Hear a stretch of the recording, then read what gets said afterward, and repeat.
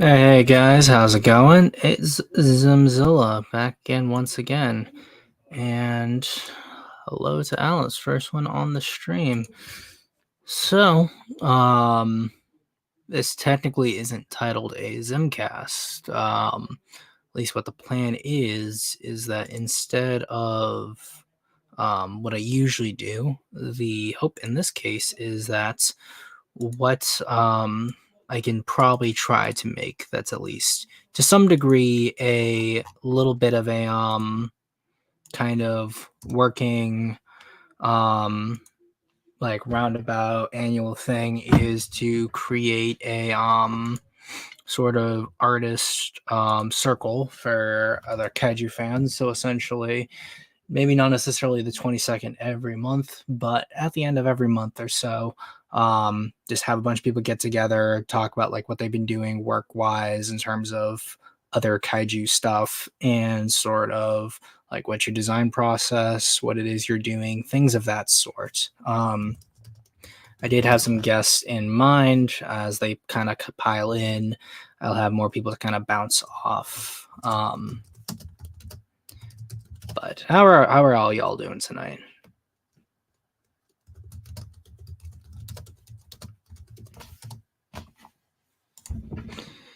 And of course, first one to it is good old King. How's it going, man? It's going. Good to hear. Good to hear. Obviously, since you're the first one here, I'm not going to do all the accompanying slides you did send me. Yeah, But I sent you quite a lot. oh no, it's less the amount. It's more the I think the more people we get in, the more I'm gonna probably try to do that when we let people sort of show and spiel a little bit more in a sense. But at least give everyone a primer. Of course, I let you show at the end of any stream you kind of come on and come off of, but yeah, just let everyone know what's up. Well, sorry, I'm kind of getting a few things together here. Yeah, no, it's no problem. I will give one little thing there for you then at least, so there's some kind of image there for you. Well, I guess to talk a little bit about uh, myself, just a little bit. For those who don't know, I have a small company, Lizard King Productions. It's slowly coming off the ground. I have a business in uh, trying to make kaiju content, my own specifically. Um, I am trying to get, and this is one of the prints that I do sell. Um, this is King Tyrannus in his Gamma Rage form. I guess you could call it a form. I'm still trying to figure if I really want to go that route. That's the I guess the weird thing to that. Even though I don't want to get rid of the picture, I mean, it was one of my very first digitally done, I think in my mind at least, a masterpiece. It was one of my first, and I don't want to get rid of it. However, going through the world that I'm trying to make and trying to not really keep it grounded in reality, but there was really nowhere in any of the storylines that I have been working on does it really fit in like it did. Yeah, no, exactly. There's really no call for it. I mean, it's a nice idea. Maybe I'll keep it as like a like a nifty art You got piece kind special of thing. prints, kind of. Yeah, like special prints. But for it to really have a genuine place in like my actual printed off work like comic books or figures. Um,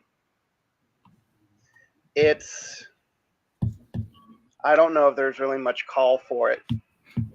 Actually, So, that wasn't something I was gonna have on in terms of the topics we're gonna discuss. But as we wait for anyone else who's going to be joining the stream, why don't you kind of go into like details about like how you felt about any other sort of topics or ideas that you've kind of had to um, drop or let go because it doesn't really fit aesthetically with like the world you're trying to make.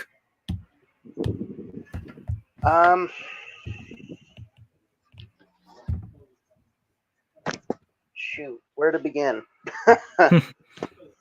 um, if you don't mind, if you could ask that one more time so that I can actually answer this correctly instead of me veering off in like some weird left field somewhere. I mean that's kind of one thing I do like sometimes is that like people can just kind of go off in the left field and we come across interesting little truths. But essentially the question was, what are like what is your thought process and how do you go about like nixing certain ideas that you really like but feel ultimately don't service the vision for the story you're trying to tell? Okay. So, I guess to start with, I first start with the kaiju characters themselves. You know, as you can probably tell, and if anyone else who knows who I am can tell, that my kaiju are reptiles, modern day reptiles. They're not. I mean, they're if you give them a first glance, you'll know what reptile they are just by looking at them. So I try to ground them in their real element, as in they're real animals. Just they've undergone massive amounts of radiation testing, and then on top of that, the hydrogen bomb was dropped nearby and and basically caused the radiation inside of them to basically kickstart and make them bigger, cause them to evolve at a much more of a rapid rate, causing their immense growth. I mean, yeah, in the pictures that I have done, they're standing up except for like two. They're normally in their bipedal pose. The other kaiju are bipedal or quadrupedal.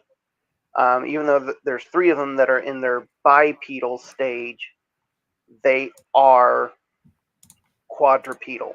They only get up on their hind feet if it's absolutely necessary.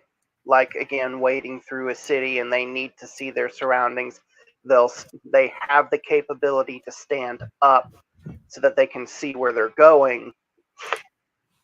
Almost like real reptiles. You've probably seen several pictures of like monitor lizards. They're able to stand up, not for a long period of time, but they can rear up on their hind legs so that they can get a better perspective of the area that they're in or to reach food if they need to reach it.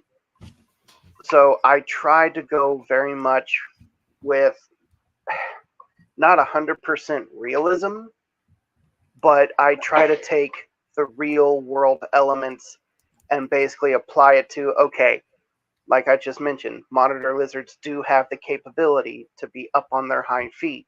Well, mine can stay there, not permanently, but they can be up much longer and actually move on their hind legs and be able to interact with things up on their hind legs. But they're more comfortable on all fours because that's their natural state. But they can be upright and be upright for a certain period of time. So I try to balance between what is scientifically known and real and what we see on a day-to-day basis with reptiles versus, okay, well, this is sci-fi, this is fiction. I've got to be able to try to smudge that line between both realms so that they meld perfectly. And that's where it comes down to, again, with his gamma rage. Again, how far am I going left or right here? And so I don't, I try to keep a pretty good balance between what could be feasible, what is, what you do naturally see. But then it's like, okay, well, these are giant monsters. Come on now. Nothing can be 50 something meters tall. So you kind of have to try to blend in fiction with fact. Yeah, no, that makes a lot of sense.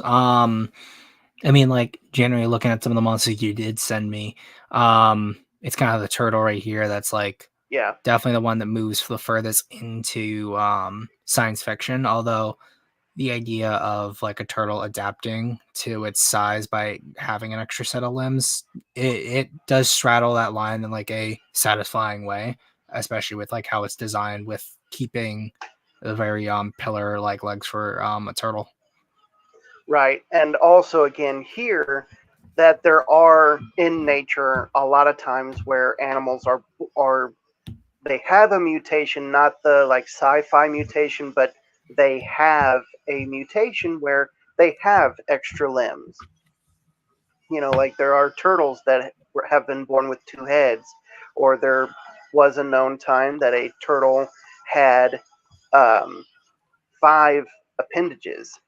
It just had an extra hand sticking out of its arm.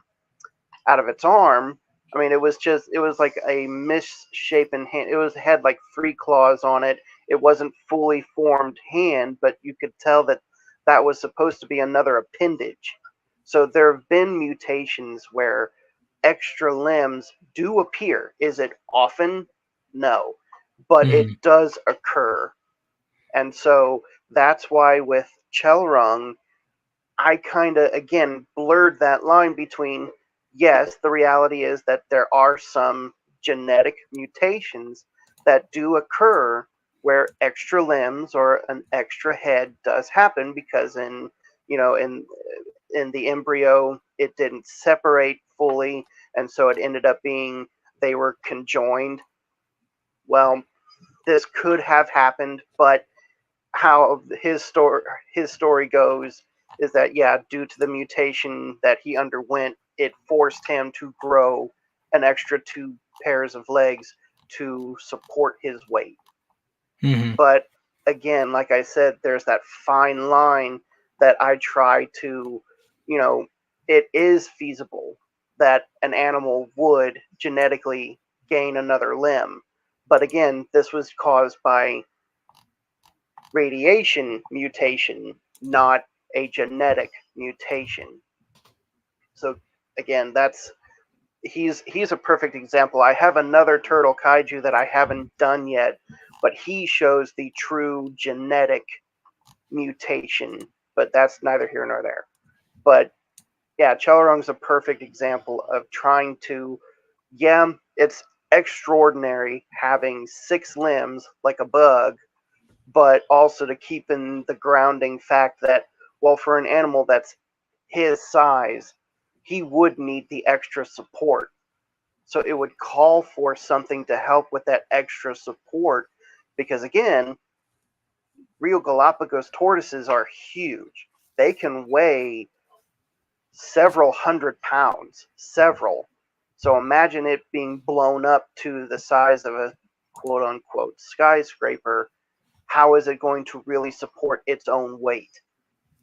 Mhm. It won't be able to support itself with its own limb, with the four limbs that it has. So it's like, well, I want to help this guy out. Here's an extra set of arms that should help keep the balance in the middle, because Mhm. those second pair of arms support the middle part, the trunk of the animal, whereas the front support the front side, the back support the back. As So well as like also it kind of helps make certain like kaiju a little bit more unique in the sense where you have large lizards, but then like you can have some of those really interesting standouts, like a six-legged turtle. Like I think one thing I always thought of when looking at some of your stuff is that like I wouldn't be surprised if like in the future you thought about like making a two-headed snake monster, since like every time I see like animals with like mutations like that or like some kind of deformities, they're often like it's common to see like a two-headed snake as like one of those Yeah. very common ones. And the thing is, I used to have one, not a two-headed snake, but I did have a snake kaiju, but I didn't really. Again, I had to reprocess, what characters do I want, and the snake just didn't add up. However, there is a carnivorous kaiju, which are the villains, quote unquote, of the kaiju that I sent you pictures of. It's a Mm-hmm. two-headed chameleon. Interesting. Yeah, I mean I haven't gotten to him yet. I haven't gotten to the villain kaiju yet. Mm-hmm. But it's a two-headed chameleon, which if you do look up chameleons and the genetic mutation, there actually have been several chameleons with two heads. So It's like a common enough mutation where it's like that's definitely it's plausible, but then like you can toy with right. the idea. Yeah, and the fact that a snake, again, having to go with King Ghidorah, for example, there's been so many designs of King Ghidorah with serpent heads because, again, he's almost not serpent-like, but he's got those really long, spindly necks with a head at the end, which is small. It's like, well, there have been several renditions of Ghidorah, being serpent-like. I've Mm-hmm. seen several serpent or snake kaiju, and it's like, I wanted to veer away from, I guess you could call it the more common kaiju looks for, like for those who other OC creators out there, they've done several snake kaiju. They've done several. And it's like, I want to do the ones that no one has seen yet. Mm-hmm. I want to do the ones that no one has given a genuine thought to. Like, that could be a kaiju. Like with King Tyrannus, when people were first, asking me, like, okay, what is he? It's like, oh, well, he's a Uromastyx lizard. What? He's a Uromastyx lizard? I never would have thought that a Uromastyx lizard would be a kaiju. Well, there you go. Mm-hmm. I Yeah, no, mean, I definitely again, feel you on that. so it's like I try to veer away from all the common um, thoughts of what a kaiju could be. Yeah, no, exactly. And speaking of uncommon, we caught a wild Vic in the back room.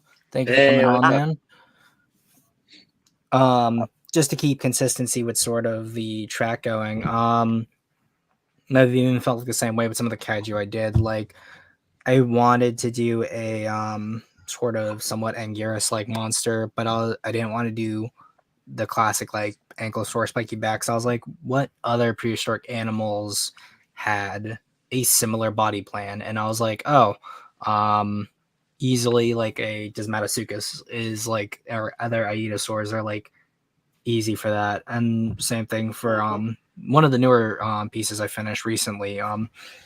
Obviously, like it's easy to do like a crocodile or a shark, or crocodile or a shark type monster.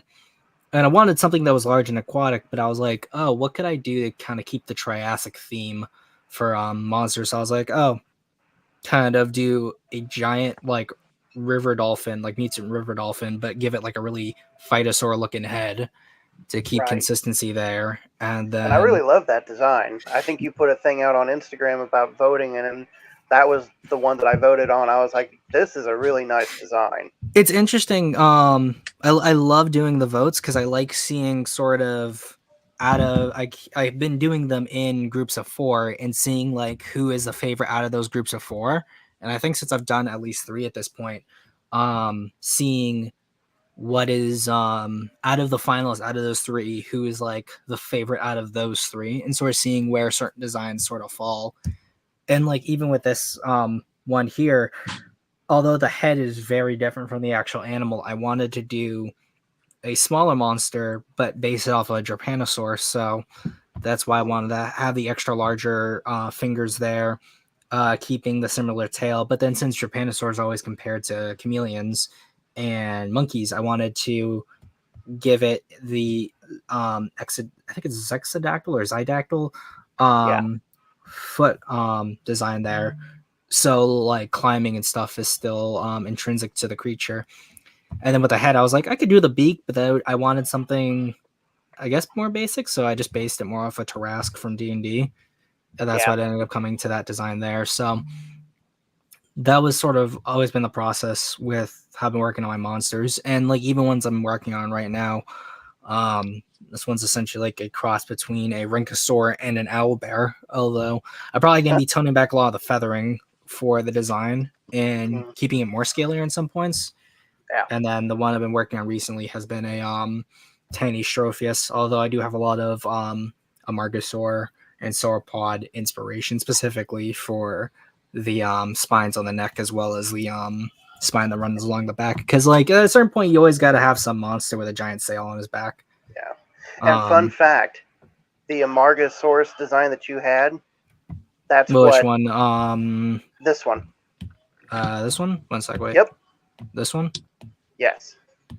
The Amargasaurus altogether, just the aesthetic. That's what Chelrung, the giant tortoise, was. Oh, really?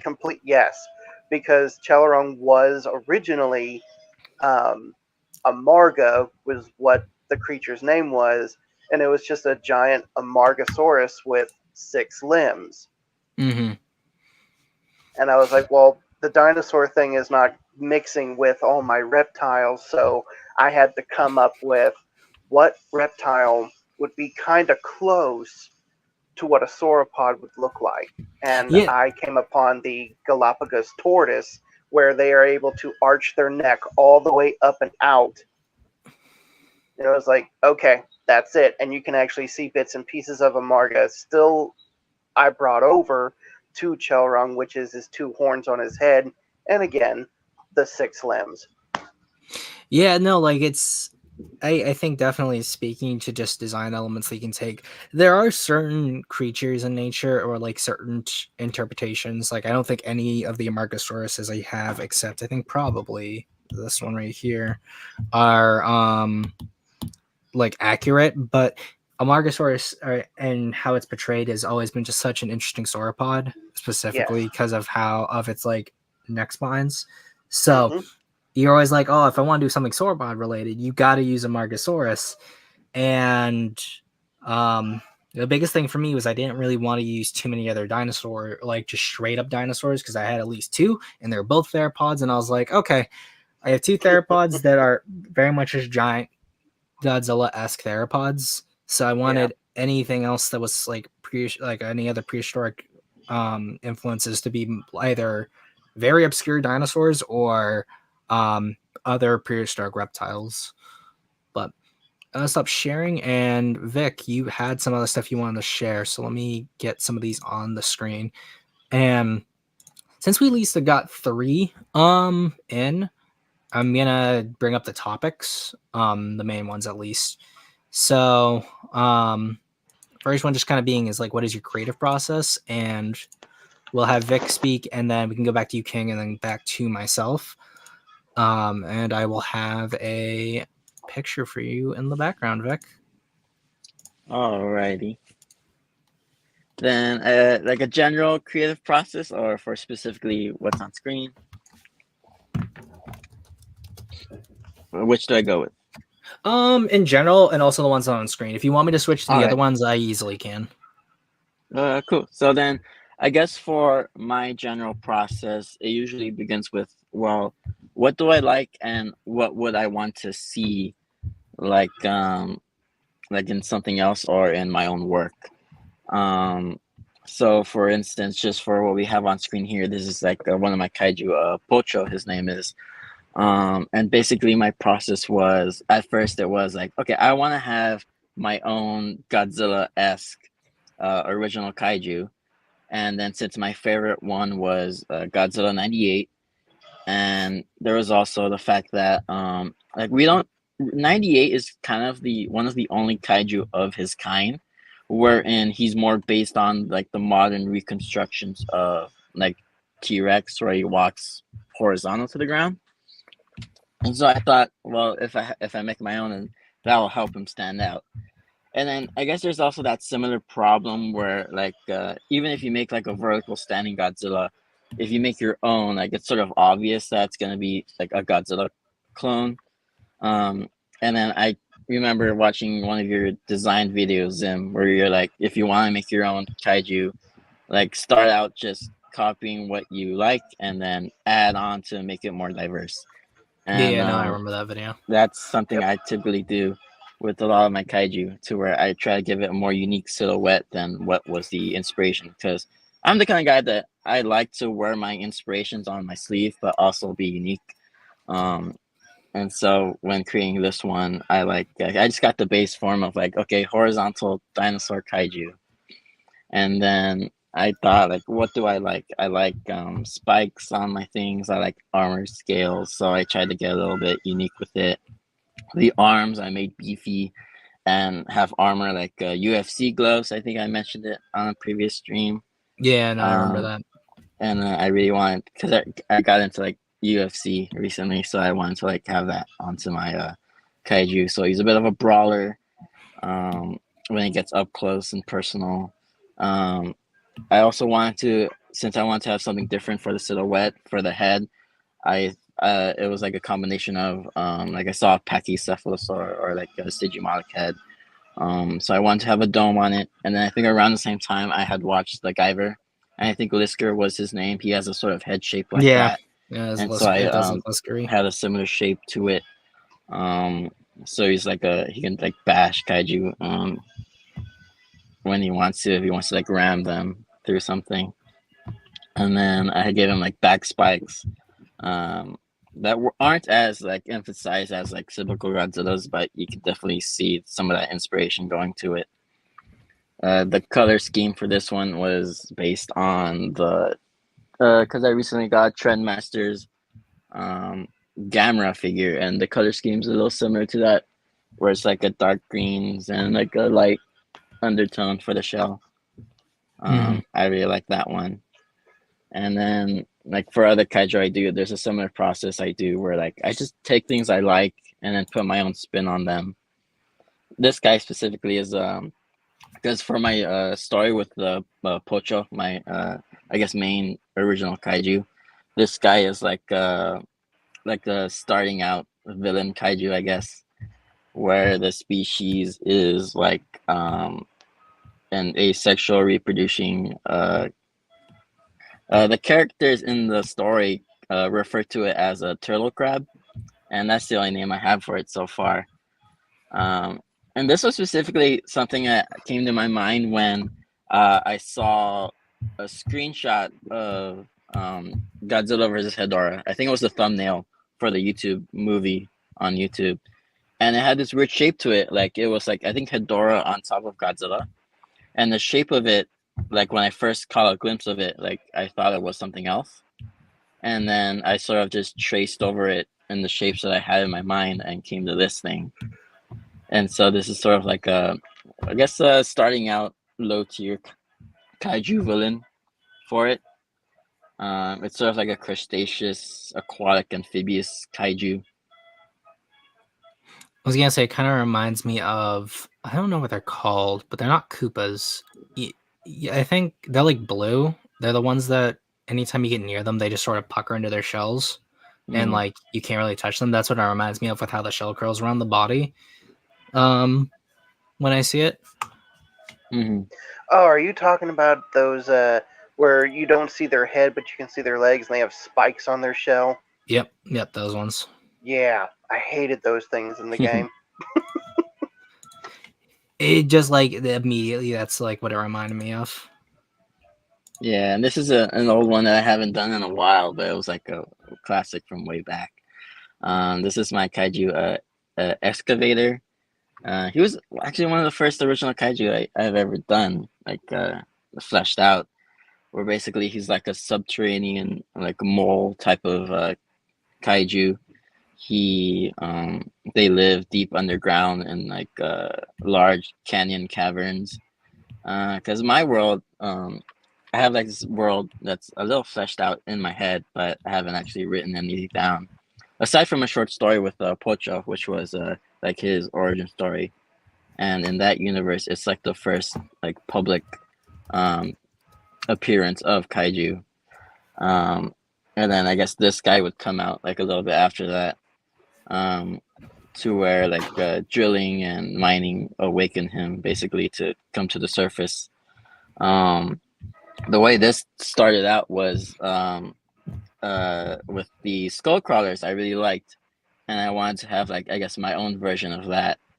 And so I just started with a similar body type to where he's like a crawling type of character.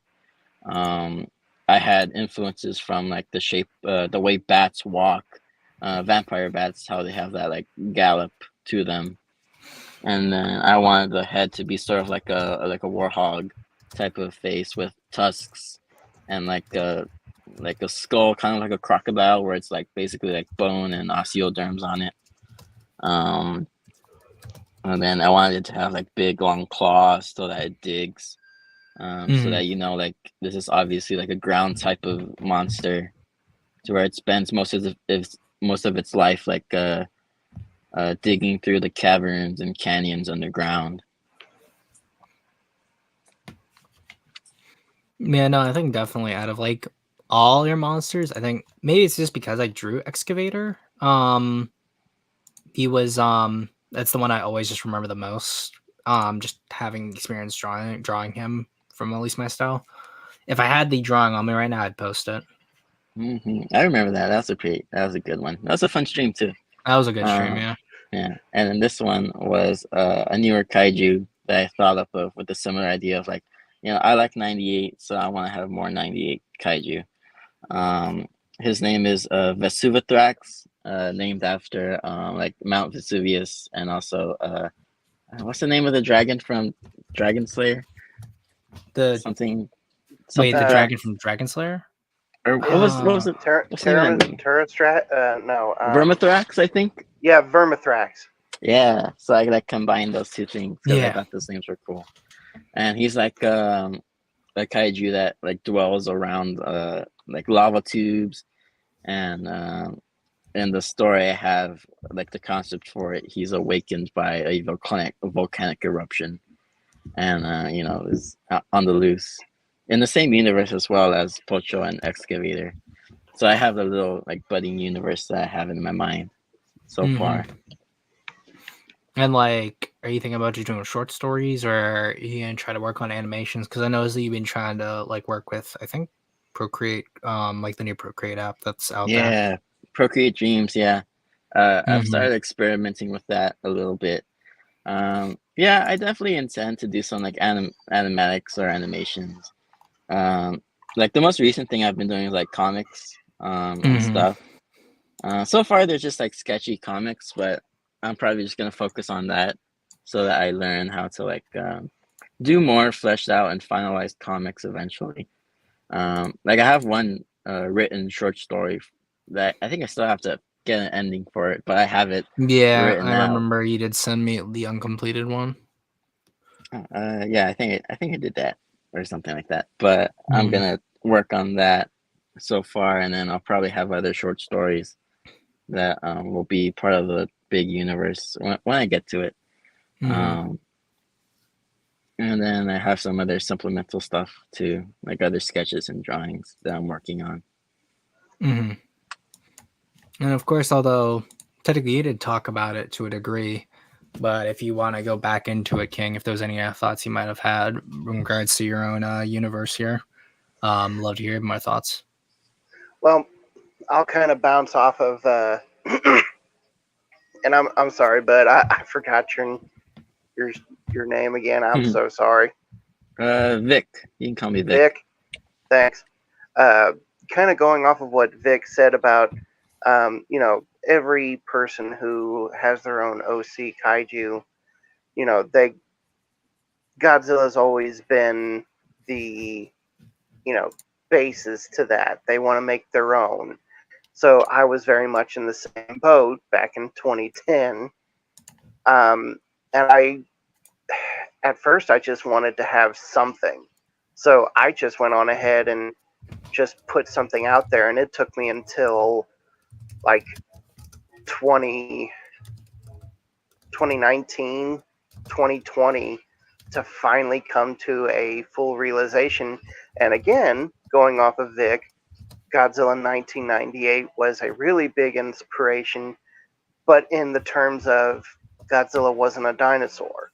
He was an iguana, or a mutated iguana, or an aberration of so many different reptiles that were shown in the intro. He was just one big lizard.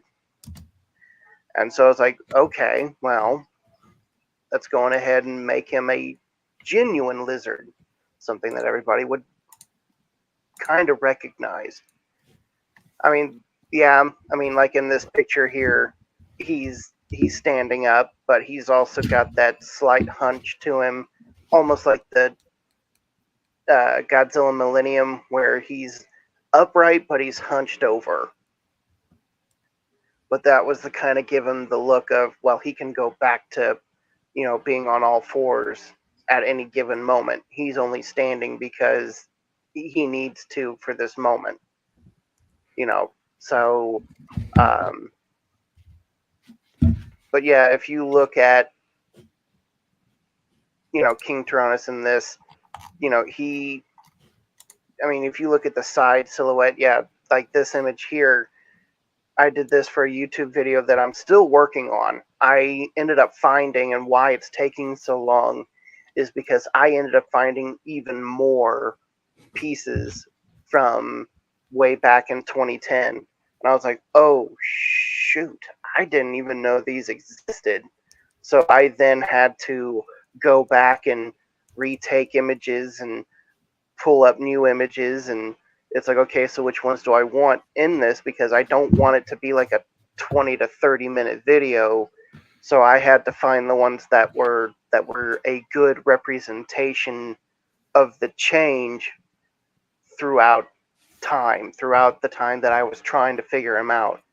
So, you know, King Tyrannus, out of all of them, underwent the most change. Actually, no. All of them went through a pretty good dramatic change. I want to do one for each one, but good grief, there's just so much. Again, I kept all my artwork, all my traditional stuff, and there is so much. There's literally a huge pile of all this work, and it's like, okay, this is going to take a little bit. So, but yeah, for the creative process for me, I wanted my own Godzilla kind of like thing, but I didn't want him to look like Godzilla. I didn't want someone to stare at it and go, yeah, it's Godzilla. You just painted him red. It's like, no, I want to be able to make him stand out more. I want to be able to, you know, pay the homage to, yeah, it's because of Godzilla I wanted to make this. But this isn't, you know, me going, well, I'm going to go on ahead and put a horn on Godzilla, but leave all the spines and leave all that stuff and leave his scaly skin. I didn't want to do that. I wanted to make something that would be a standalone, that someone could say, okay, that looks like him, but no, that's not him. What is this? You know, to make people ask the question, what is he? What is this? Yeah, I kind of get the Godzilla vibe here, but that's not Godzilla. What is it? I think that's also like the one thing that's successful about like a lot of Godzilla like monsters that you see in like video games and stuff, is that they're able to get that the essence of a Godzilla character without drawing too close to the design of Godzilla. But there actually was a question for you, King, from Jacob Kaiju. I see this is the current design for King Tyrannos. Why the switch from plantigrade to digigrade feet? Ah, okay. Yeah, this was a really hard decision for me because he technically started out as digigrade. He started out as digigrade. But then I went back to but as I went for the more reptilian look, I put him back into plantigrade, because if you go back and look at some of the um, real images of monitor lizards, they're on their, you know, they're plantigrade. They're standing on the whole foot. But um, I guess it was more just an aesthetic. You know,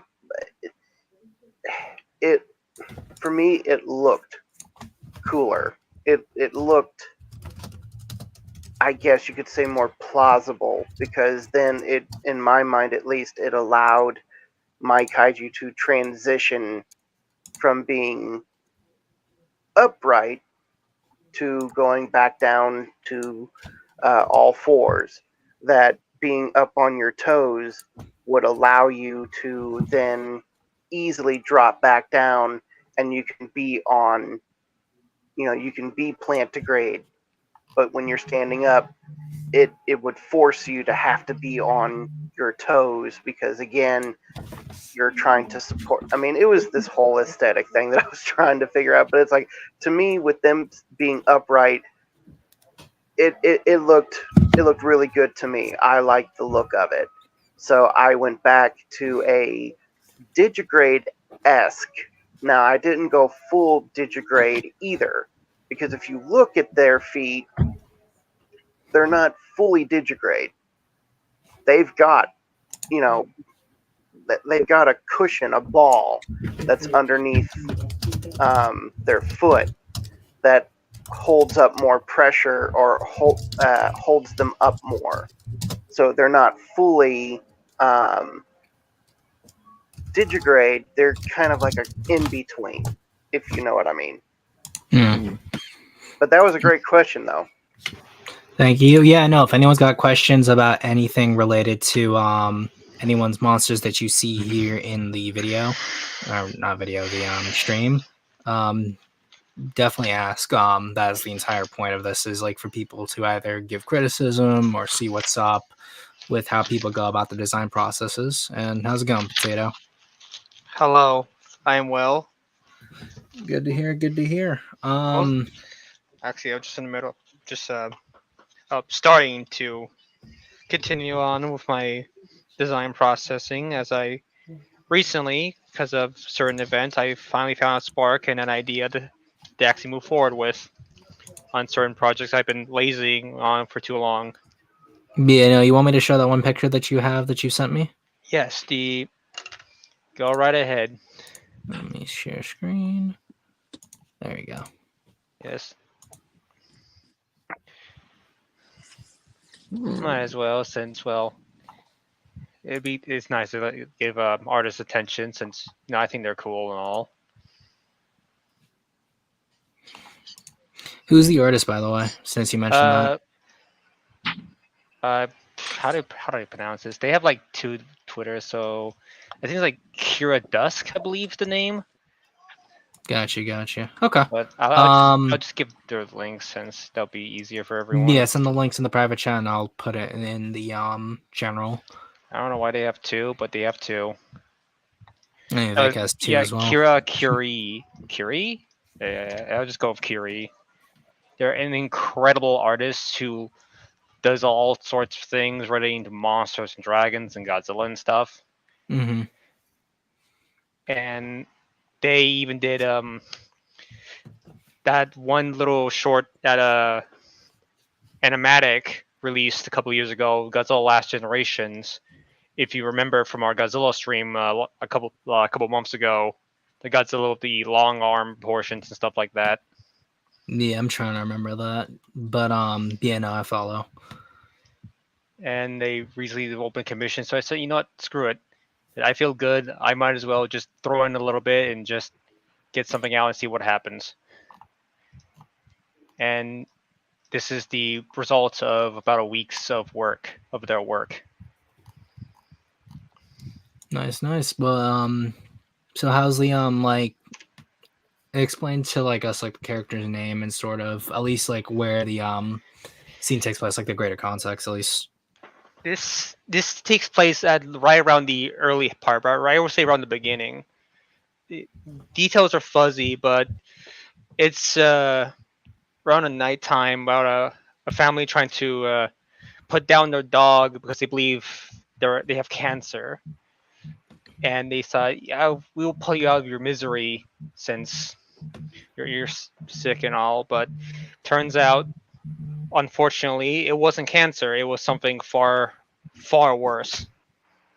Also, I just realized the image there is the incomplete version. Oh, really? I just realized that. Hold on. Yeah, That's no my problem. fault. While we're doing that, I'm also gonna add Pyro to the chat. How's it going, man? Hello. Welcome. I'm Shalom, finishing up. shalom. I'm finishing up my spam of the images I got shown. I got to show like real quick, so just give me a moment. No, you're good. Don't worry.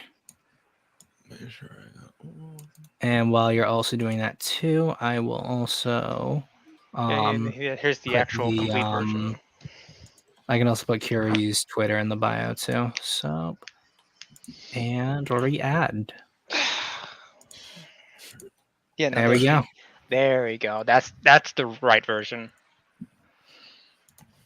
So this is more or less putting down your dog gone horribly wrong, thanks to what I would say a space parasite.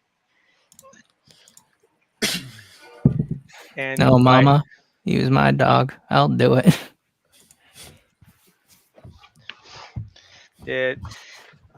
They put down the dog, but they didn't destroy the whole brain, which was sufficient for the thing inside, as it essentially blasted out of it, crawled out of its not out of the body, sort of crawled upward from the lower stomach through the rib cage and more or less ate it ate its skull from the inside out.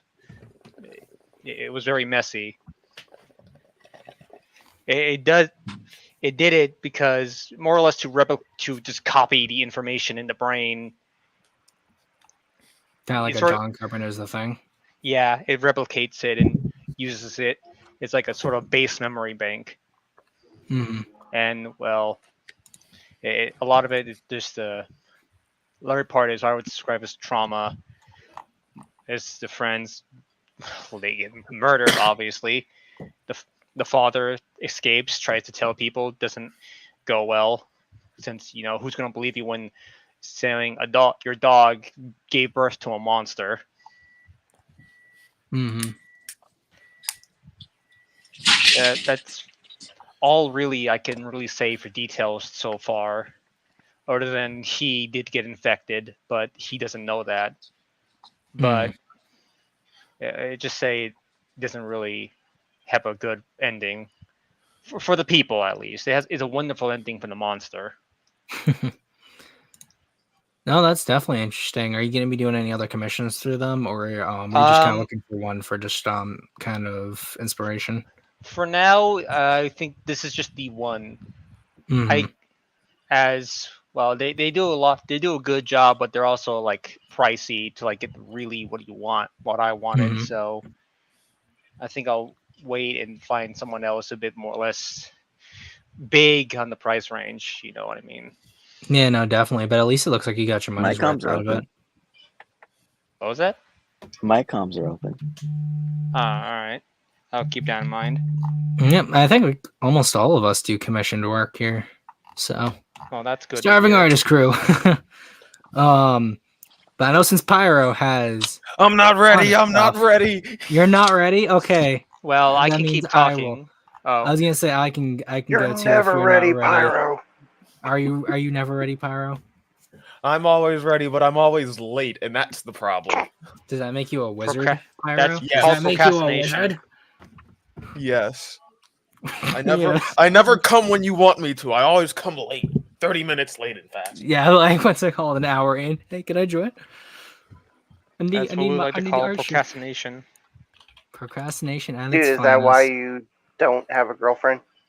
You come late. Listen, my girl loves the fact that I come late. Let's not. Bruh. It's one of the reasons I do have a girlfriend, actually. Okay. Okay, TLD, um, TMI. We I got to know. keep this, PG-13-esque. Okay, guys. for the children of PG-13 my ass. Well, and no one said one F word, so it is still PG. Well, yeah. We Fuck. get one. Oh, there it is. Now we're PG-13. We're R if we get another one in there. Fuck. Yep, there you go. There's your R rating now. Blame the Ah, studios. well, if we're in the R rating now, we got to try to get up to like the X rating then. MC-17. No, we don't. Not MC, NC-17. There you go. Nah, too much work. I think that's where we're ending it. We will end it with the R rating. There you go. You guys are quitters. We used to be a real country. They used to be a real country. But I know at least for myself, primarily where it concerns, like I'll say, since consistently, certain things I like in certain universes. For the context for everyone who does not know, this is how big like the main monster for Kaiju 2000 is, and most monsters do not get that much larger. So right there is your 100-meter Godzilla. There's your 55-meter Godzilla. So 50 meters is like right about there, give or take. So sitting at like a wonderful 25 meters is where a G-Rex sits. So for everyone who has numbers for their monsters, you can kind of figure out how much larger your guy is compared to him. So even though you're still working with a larger size, I feel like that at least granted me the ability to not be super pillory with how I designed my monsters. So you see, in the case of some of them, a little bit more digitigrade across the board. It's just a leg structure I like. So a lot of monsters just tend to have it, while others stick to more plantigrade in certain cases. Stigus being one of them, and then others like Urdajah doesn't have like legs in the proper sense. So there's that, and then Kagi, which at the moment right now, Kagi is the least popular monster out of the new trio, out of the new 4. So the poor snail's being left behind. But the reason actually why I have this here is, although they are natural to a degree, I did want there to be some kind of ecosystem, at least a loose one. So having your larger apex predators, large primary consumers, and then working on the flora from there was kind of the thing I wanted to do. And I also did not want to I love reptiles, insects, always the easiest ones. So in that case, I wanted to ensure that I wasn't dipping too much into certain animal groups. So at the moment, 1, 2, 3, 4 reptiles, and I have 1, 2 mammals, and at least crustaceans, insects, and apparel together. 1, 2, 3, 4, 5 insects, which is the fun thing of having so many insects, but really just being like, no more reptiles for myself. And then 1 amphibian and 1 bird at the moment. So there is that. The irony is that I have, in a moment, I have another reptile on the way. Thankfully I have 1 more mammal, and then just kind of working on fish. But generally, different kaiju project altogether. I wanted to focus on one being more sci-fi focused, and this one kind of being more fantasy focused. So I get to be a little bit more classic fantasy with like vampires, manticores, demons, and Lovecrafty stuff with this project here. So it's just sort of whatever theme I want to go with is sort of how I want to keep things when it comes to the projects I work on. But that's at least just how I do things. But Byro, I finally finished. There are you go. sure? Do you need me to Yes. spiel a little bit longer? No, I'm good. I found everything I think I need to find on this computer. There you go. Computer. Obviously, since you got a bunch, I'm gonna start from left to right with your stuff, and in that case, you'll just tell me when to switch to the new picture. And because there's Alrighty. so many pictures, I'm gonna do 3 at a time in this case, or I'll do 4. Why not? In the meantime, though, I will get your world map up there and let you begin, and then Eric gets to go, and then we'll move on to the next topic. Before we go any further, can you guys hear me? Yes. Yes. Sir. No. I was just about to say, who's the new guy? Yeah, because what you call it? It's because at the moment my phone is charging, so this is usually how I communicate with you guys. Okay. So I just wanted to make sure in case. Yeah, I'll eventually switch to my microphone and all that. Yeah, no, you sound fine. Don't worry. All That right. sound good. So with mine, to answer the question of what is your creative process, I usually try and build from the world up. Like the kaiju we'll see later down the road, like I've always had them since childhood, but like nothing to really do with them. So where I started was building the world that I want these kaiju to inhabit, and it's kind of this broken version of Earth called Old Terra, where you have, significantly less continents. The continents that are there, they're significantly larger and whatnot. You can go on to the next slide. Oh, all right. I have to do those one at a time. Okay. Is that the next one? Yep, should be the next. There we go.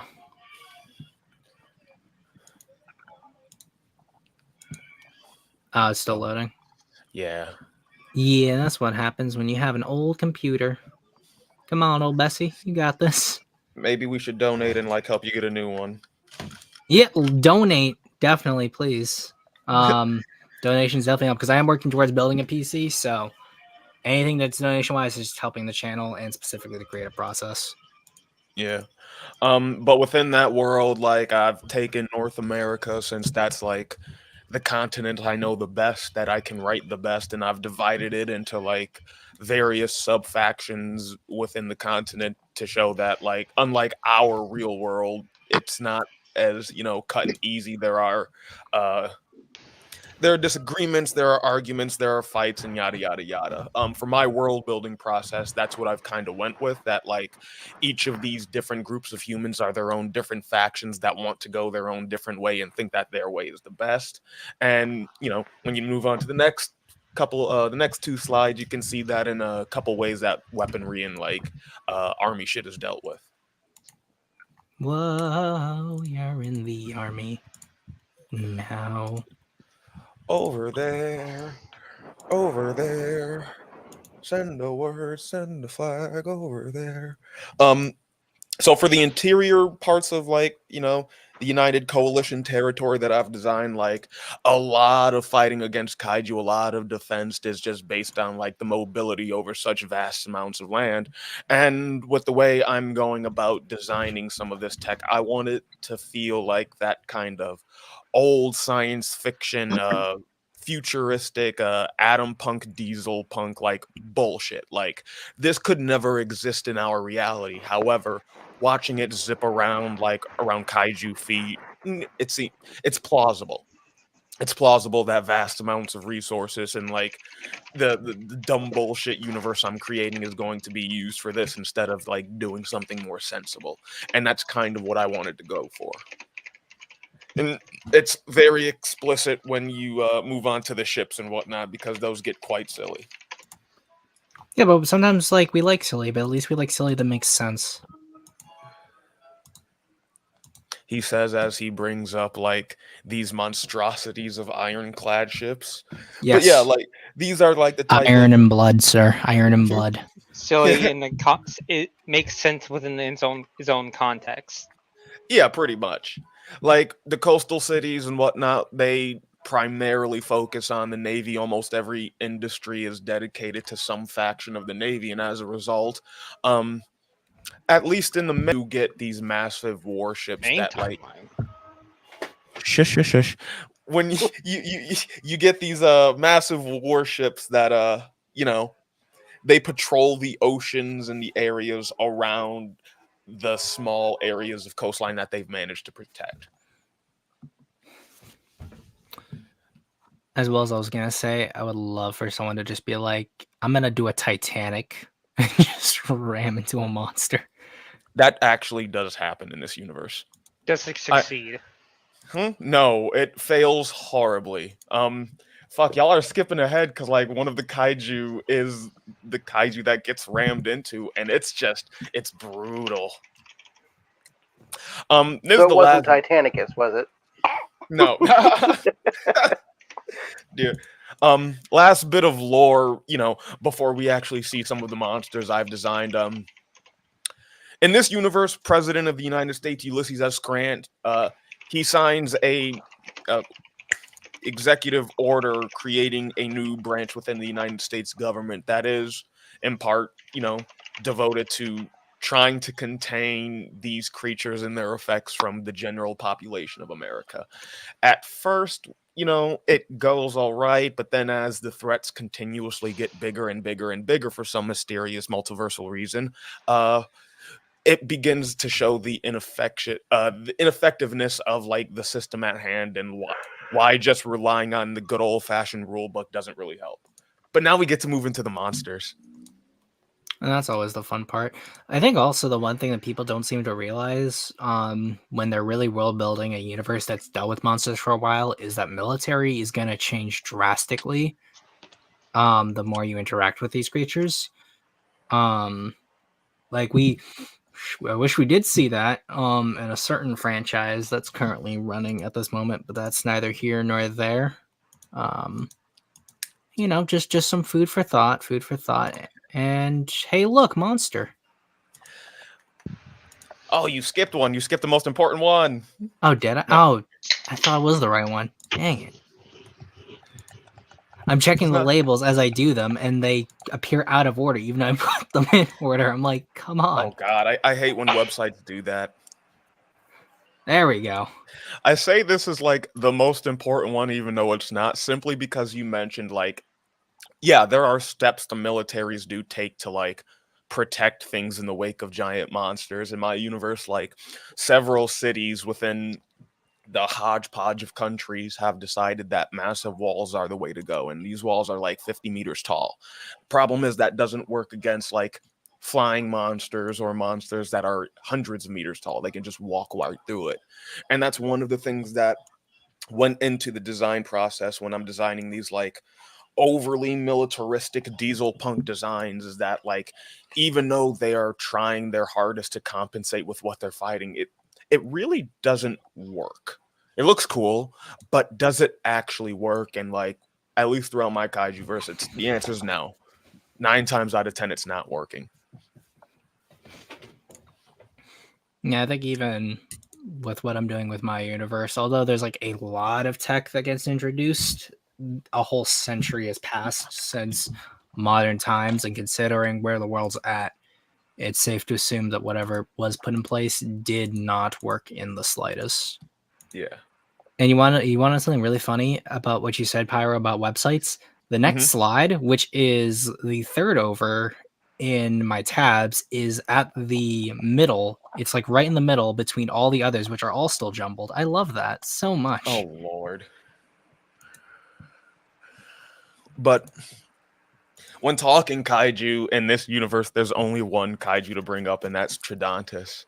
This is like the kaiju I've been working on for almost 10 years at this point. This is my baby. This is what this universe is like primarily centered around. And what I like to say is like he's the embodiment of fire and all this bullshit and environment. No, he's a big fire monster, and that's pretty much what I wanted to design when I created Tridantis. I wanted to create a primordial being that has control over fire and lava and all that stuff. And through the long, hard years and the help that I've gotten from other creators like King here and several others, this is the end. This is the end product, and this is something that I'm happy with because, like several other people said when it came to their design process, I didn't want to just create another Godzilla. Oh, he has spines on his back. Oh, he has a beam attack.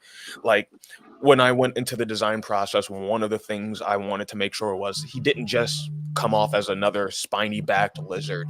Tridantis doesn't have a beam attack, so I wanted to erase that similarity all right together. Like, he does have projectiles he fires through his mouth, but it's not like the spamming beam of Godzilla. I wanted to add in the scars and the damage to him that shows that he's fighting. He's fighting and he's fighting up close and in close quarters. There you go. As And well I as really liked that design too. I remember when aspect. that whole fin right there towards the base of the tail was actually complete at one point. Yep. Yeah. Can I mention something about it? About that whole idea of how beams attacks and this and that. I don't understand how there are some people out there, especially with newer Godzilla, like the new people that are getting into drawing monsters and all that. They always feel the need that you can't have spikes on monsters because then you're gonna look like Godzilla. Oh, and if you put beams with this monster, you're gonna look like Godzilla. It's like Godzilla's not the only monster with spikes on its back and that can shoot a beam out of its mouth. Yeah, but Like- that's the one people think of. The first one people think of. Yeah, the part definitely. in the room full of kaiju creators here, we have to recognize that if we go up to a normie and we describe half of the OC kaiju monsters, hey, it's an upright walking lizard, it has some type of protrusion on its back, and it also fires a beam. The first name that comes to mind is Godzilla. It's not necessarily about those attributes are bad. I mean, hell, even Tridantis, he has the spikes on his back. He has something he does resemble Godzilla, but there is that thing where it's Godzilla has a lot of the mainstay things that a kaiju is quote unquote supposed to be. Mm-hmm. Yeah, but he's like a looming shadow. Yeah, exactly. If you really want to stand out, you gotta somehow get out of his shadow, and to do that, you must first identify what that shadow even is. Mm-hmm. Yeah. I think also even in my case, when I designed G-Rex, the entire point of the design was literally to be as generically Godzilla as possible without actually doing a Godzilla design for the sheer reason of being yep, that is the influence. I kind of just want to play around with a design that looks this way. We all know the giant monster in the room here. Let's move on from it. Because I mean, the sad reality is that Godzilla is the standard. All the OC kaiju are the shadow of. You can just take the silhouette of any of our kaiju that we have here. Take the silhouette. It's not exact, but people can like Pyro said, they can literally stare at it and go, "Is that Godzilla?" They'll ask. I mean, I've had plenty of people ask. They're it's like, "Oh, well," it's like, no, it's not. It's always the first guess. Is this a Godzilla monster? Because ultimately, when we're making our kaiju, a lot of us take influence from Toho and those old type of movies. Mm-hmm. I don't. Some of us do. Let me put it like that. Some of us do. Not all, but a lot of us do. I would say I take influence from all tokusatsu, like shit. Honestly, I'll be honest. Not just Godzilla with me. But yeah, I think that's the other thing that also sucks too is that you can draw a lot of influence from Toku, but because obviously Toku it's kind of mainstream, but not as mainstream. It's if someone sees it's the Ultraman middle monster, ground. they're gonna be oh, that's from Godzilla, right? Because of a cultural osmosis kind of thing. Yeah. Yes. Or is that from Power Rangers? And there's always that's ultimately what's going to happen when you deal with normies is that the normies just not going to have the information to deal with it, but it's up to you, the creative, to explain it to them. Of course. Sometimes you must shepherd the normie. Only through shepherding the normie can you really find inner peace. Yeah, it's called using the shepherd's crook and cracking them against their head. Be like, okay, figure this out. Figure it out. Do it. What a very Pretty much. what a very effective way of explaining to people what something is. Oh yeah, this is again, like, the monsters I've shown the showcase here are like the 4 original ones I created, and I love this one. This is Stetlock. If Anguirus is seen as Godzilla's best friend, Anguirus is Tridontus's worst enemy.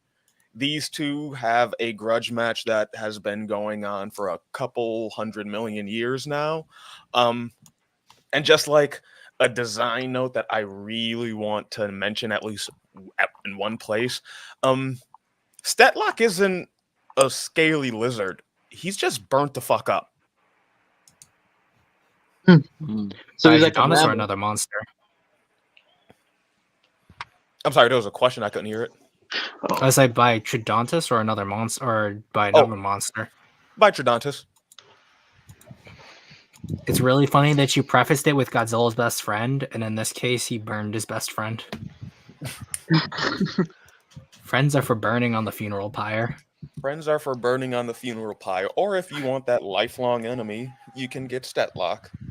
And then, like, the next image, once you see, like, the size comparison, like, it's one of the reasons I decided to have that be the dynamic. Because Stetlock, for all intents and purposes, is a giant herbivore. Like, it's one of those old synapses that, you know, between mammal and reptile, but, like, it's a herbivore.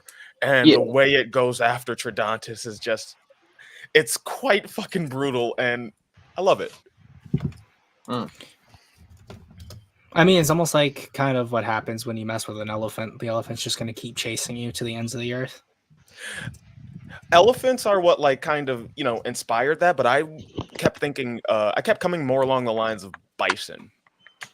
Like, something about watching a bison, you know, go after something is just, ew, I would not want to be on the receiving ends of that. I got to be up close and personal with bison, and they're. I mean, I'm a hunter, but bison are one of those where it's like, nah, I'm good, because I've heard horror stories with bison and moose, bull moose. Ugh, Yeah. no. What's No, interesting no, is no. that, like, I've heard stuff about moose. I've never heard a lot of stuff about bison, but that's probably just because there's not, like, obviously, since bison are a lot rarer now, you don't have, like, the biggest opportunity to hunt bison. That, and I don't think most people are dumb enough to try it. You'd be surprised. There's always going to be one or two dumbasses. Well, I mean, Yeah, I there's mean, hunters hey. out there that use the rifle, but there Well, are I mean, some of people those who that are wanna use a alive bow. long enough to tell about it. Right. But no, I kind of get the concept of the bison. Good grief. Yeah, bison, you do not want to mess with a big herbivore. They are not gentle giants, Can you as bring the that phrase image goes. back real quick? Oh, one sec.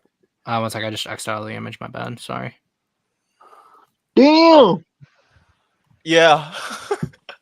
We're talking about big herbivores you don't want to mess with. Big motherfucker, man. Goddamn.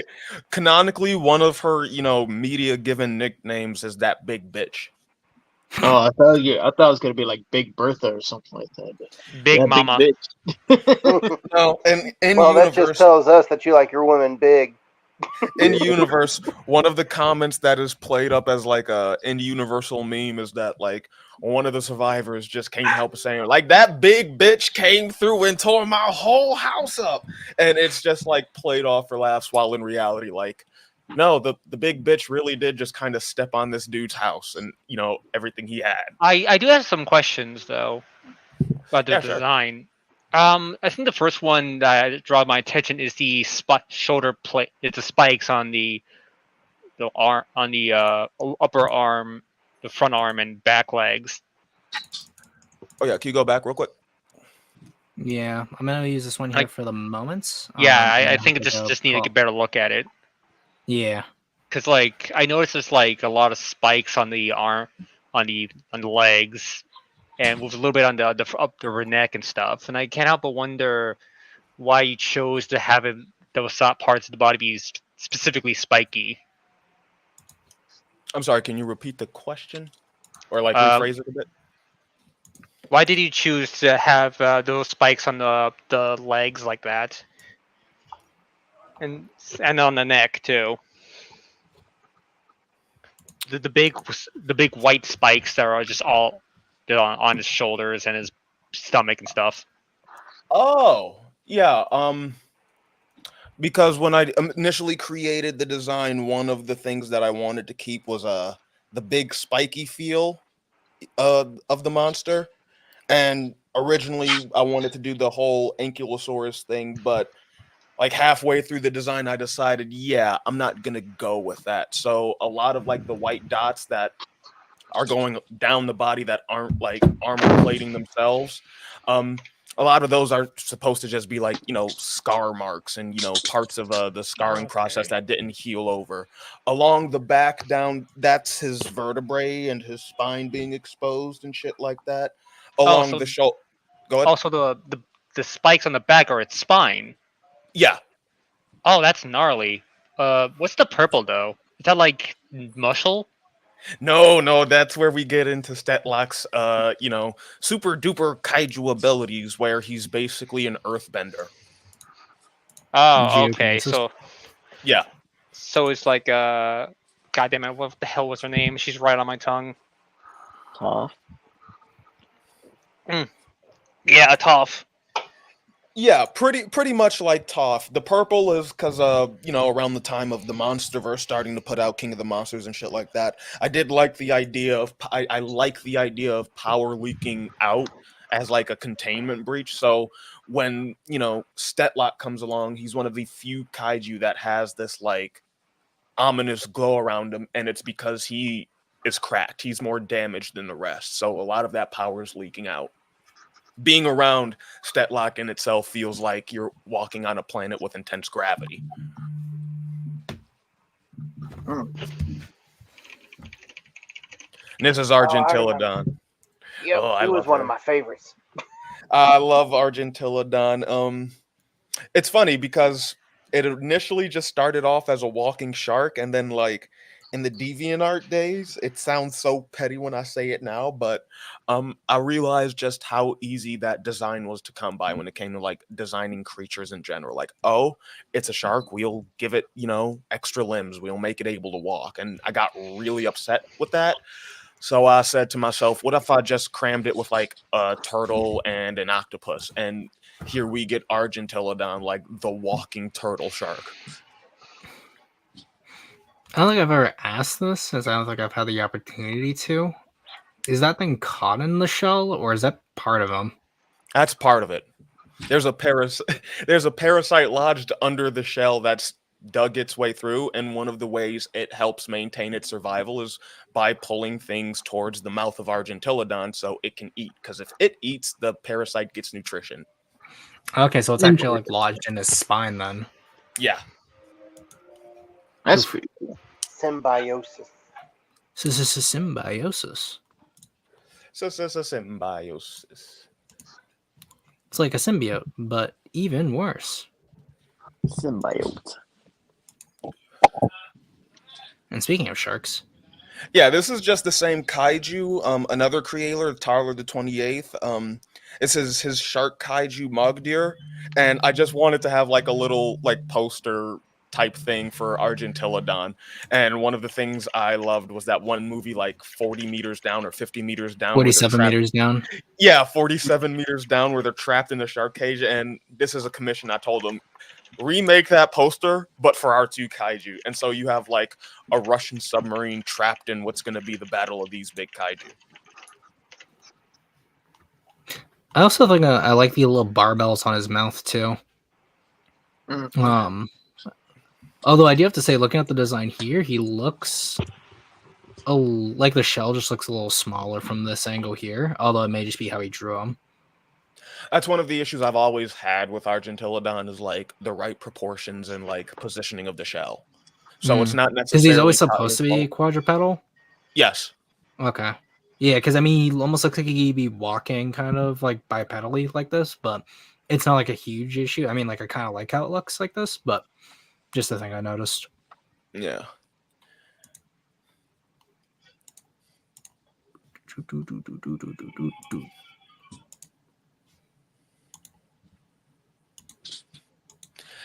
And this this is the most recent picture I have of my bird gal Tagara, and I honestly think I need to fix that because I'm looking at this compared to the other ones and like I like it, but it's just not up to par. But this is one of the first kaiju I've created after like Tridontus and the Drell Worm and Stetlock, and this is like the analog to Rodan in my not Rodan but Mothra in my universe.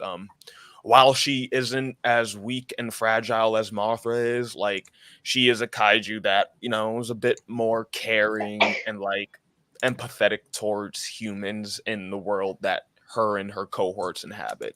She's not one that's on the outright attack, but like if you come near her or her nest at the top of the Empire State Building, there's going to be a problem. I think it's interesting too is that like the second monster we both designed right after our main one was a bird. Yeah, right. I really liked this design when you first brought it out. I mean, I saw that and I was like, dude, this is a perfect crossbreed between like a bat and a bird. Because I mean, it's just it was beautiful. My first thought is that it's clearly inspirations from the Yi Chi crossover vulture. Right. Oh yeah, you guys are both right. When I first created that kaiju Tagara, one of the things I wanted to have was like this kind of bat-like influence in it. And the more I played with the design, the more I realized I do like the, you know, the ears and like the giant eyes of the bat. But the other thing I did like was condors and vultures. So like the more I played with the design, the more she kind of transformed into like this hellish, you know, nightmare vulture thing. And, you know, that's kind of the design I've landed with. Like she looks like threatening. Quetzalcoatlus. Yeah, like she looks threatening as hell, but like in reality she's not, and that's one of the things I wanted to play with. Like she's a carrion eater. She's surrounded by death, but like ultimately she's not the cause of it. Now this motherfucker Lombardos. Y'all were talking about the Titanic earlier. Oh, is this the one that gets hit like who gets the Titanic maneuver on them? Quite literally, yes. This kaiju in the slide I sent you with the ships, all 7 of those ships are sunk by this one kaiju. Oh, no. And it's not like an offensive maneuver by the kaiju or anything. It's simply the act of a whale breaching that like sends all of these ships to the bottom. Dude. This is the white whale. This is a Lombardus melvelli. Moby Dick.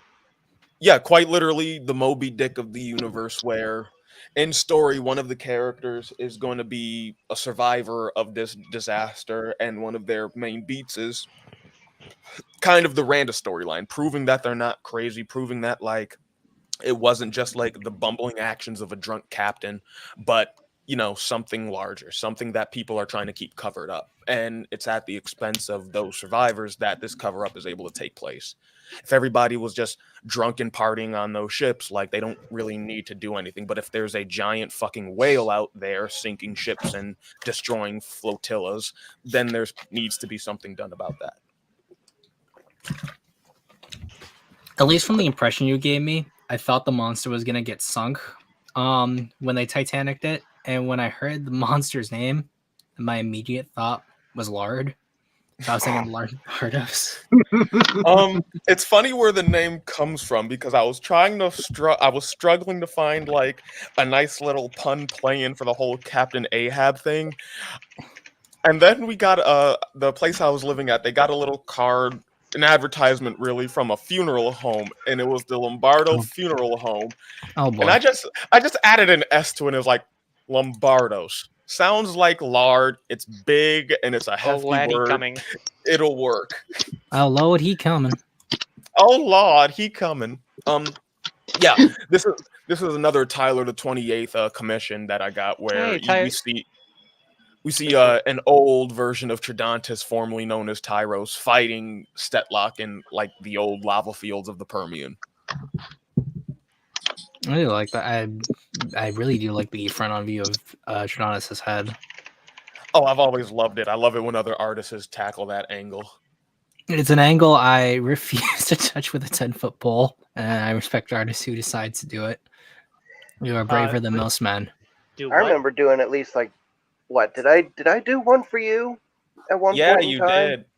Hmm. You I'm did. sorry. Keep What going. was it? What Keep were you going down the list, Zimzilla, but like I'm gonna see if I can get some of King's art in here because he did tackle some of the Tridontis shit. Oh, and I hope none of it is that old stuff that I did. Like the really old stuff, like the where I did with coloring pencil. Good God, that Hey, Did respect you- the color Hey, don't- pencil. Hey, don't diss Don't on just- color pencils, you bastard. Exactly. No. Can't I'm diss me. saying that when I was first coloring and figuring it out, I had the Crayola coloring pencils, and I remember when Pyro first asked me to do like some of his stuff, and I found some of those. Believe it or not, I kept them. They're in my art box, and I found them, and I was like, "Holy shnikes!" I actually have the first commission you ever did for me, and it's wild seeing where the design has gone since. Cause Right. wow. I think you had me do one a long time ago, where it what was his original name? It wasn't Tyros. Tridontis. Yeah, Tyros. You asked me to kind of have him like a T-Rex, like set Oh him yeah, up like a listen. T-Rex. We're not talking about that. So, to describe what this image is, this is a picture within the universe of a Tridontis attack. Old man has just had, like we mentioned earlier, like, yo, big bitch came through and smashed my entire house. This is that version of being laid off where, like, you kind of know there's not going to be a letter back from your HR department explaining why. And like, this was a part of a short story I wrote, like, where someone realizes very point of fact that, yeah, that the monsters are real and now we have to deal with it. Where I see we're getting into like the more world building character driven aspect. So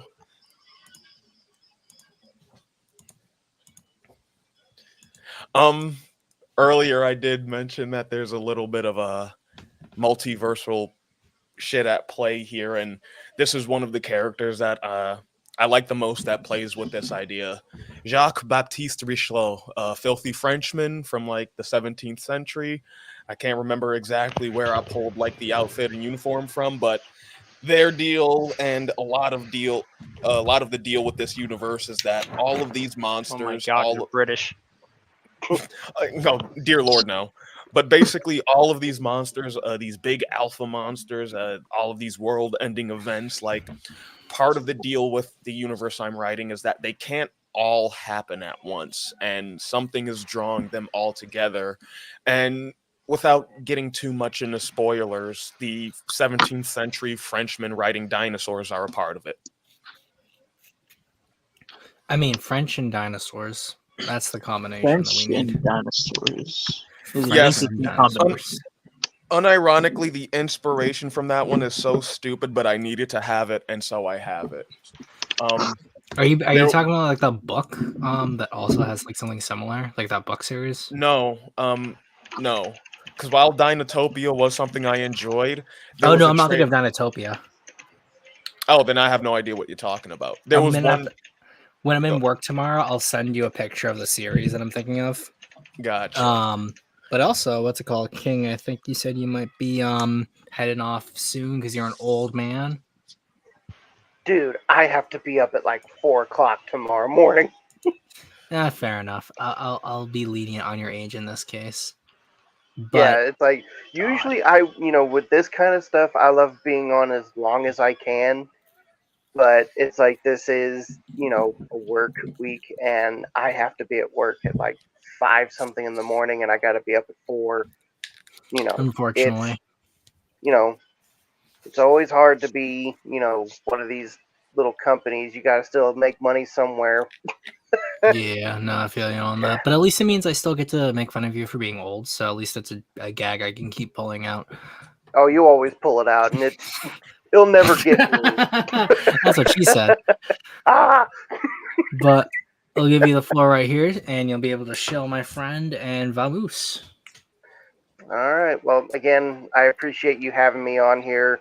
I did enjoy it, and hopefully another one of these will come around here soon again, because I would love to hop back on here, and hopefully Pyro will not be late.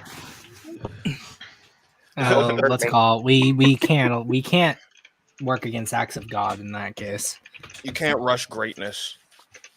You can't rush art. Well, yeah, no, you can't rush art, but just wanted to say, again, thank you for, thanks to everybody who showed up. This was actually really fun. I'm sorry that I have to hop off of here so soon. I mean, I'm actually surprised that I've been on here for an hour and 30 minutes. So look at that. That's the longest I've ever really been on one of these. Half an hour past I'm bedtime. reaching a new record. I mean, I got a call from your work being like, "Why is he so cranky?" Well, and I'm gonna be like, well, it's all these guys' fault, okay? You know what? I can't take the blame for this. Like Big Monster. That's why. Right. But if you could really quick just pull up the 3D figure image before I head out. Oh yeah, so sure. that I can at least talk a little bit about that before I actually get off, because there is some really good and not so good stuff coming up about that. What's it called? Yes, I see it right there. Let me present. This one right here, right? Yes. Oh. So The mold is this, orange. for those who don't know, Riscan Custom Toys, I commissioned him to make this figure. I tried. That's my clean hand as at it. hell. Yeah. He has given me the 3D model to actually, manipulate it, like make short little animations with it as well. Right now, I'm actually in the middle of learning Blender, because that's what he made this through. I'm learning Blender at the current moment so that I can actually manipulate the puppet, the 3D puppet which that's what this is.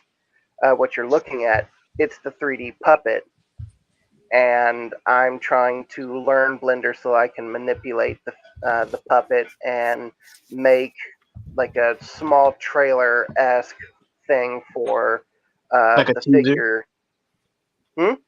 Like a teaser? Yeah, to kind of give off that cool little vibe of like the sense of like being back in the '90s for the Trend Masters Godzilla teaser trailer things, to kind of show the figure and then you actually see the toy, that kind of thing. That's kind of how my cheesy old self thinks. Zim, call me old. That's how far back I'm going with this, is back in the '90s when I was a kid. Are you sure that wasn't like the '60s? No, okay, you know what? It was the '40s, okay, you jerk. It was the 40s.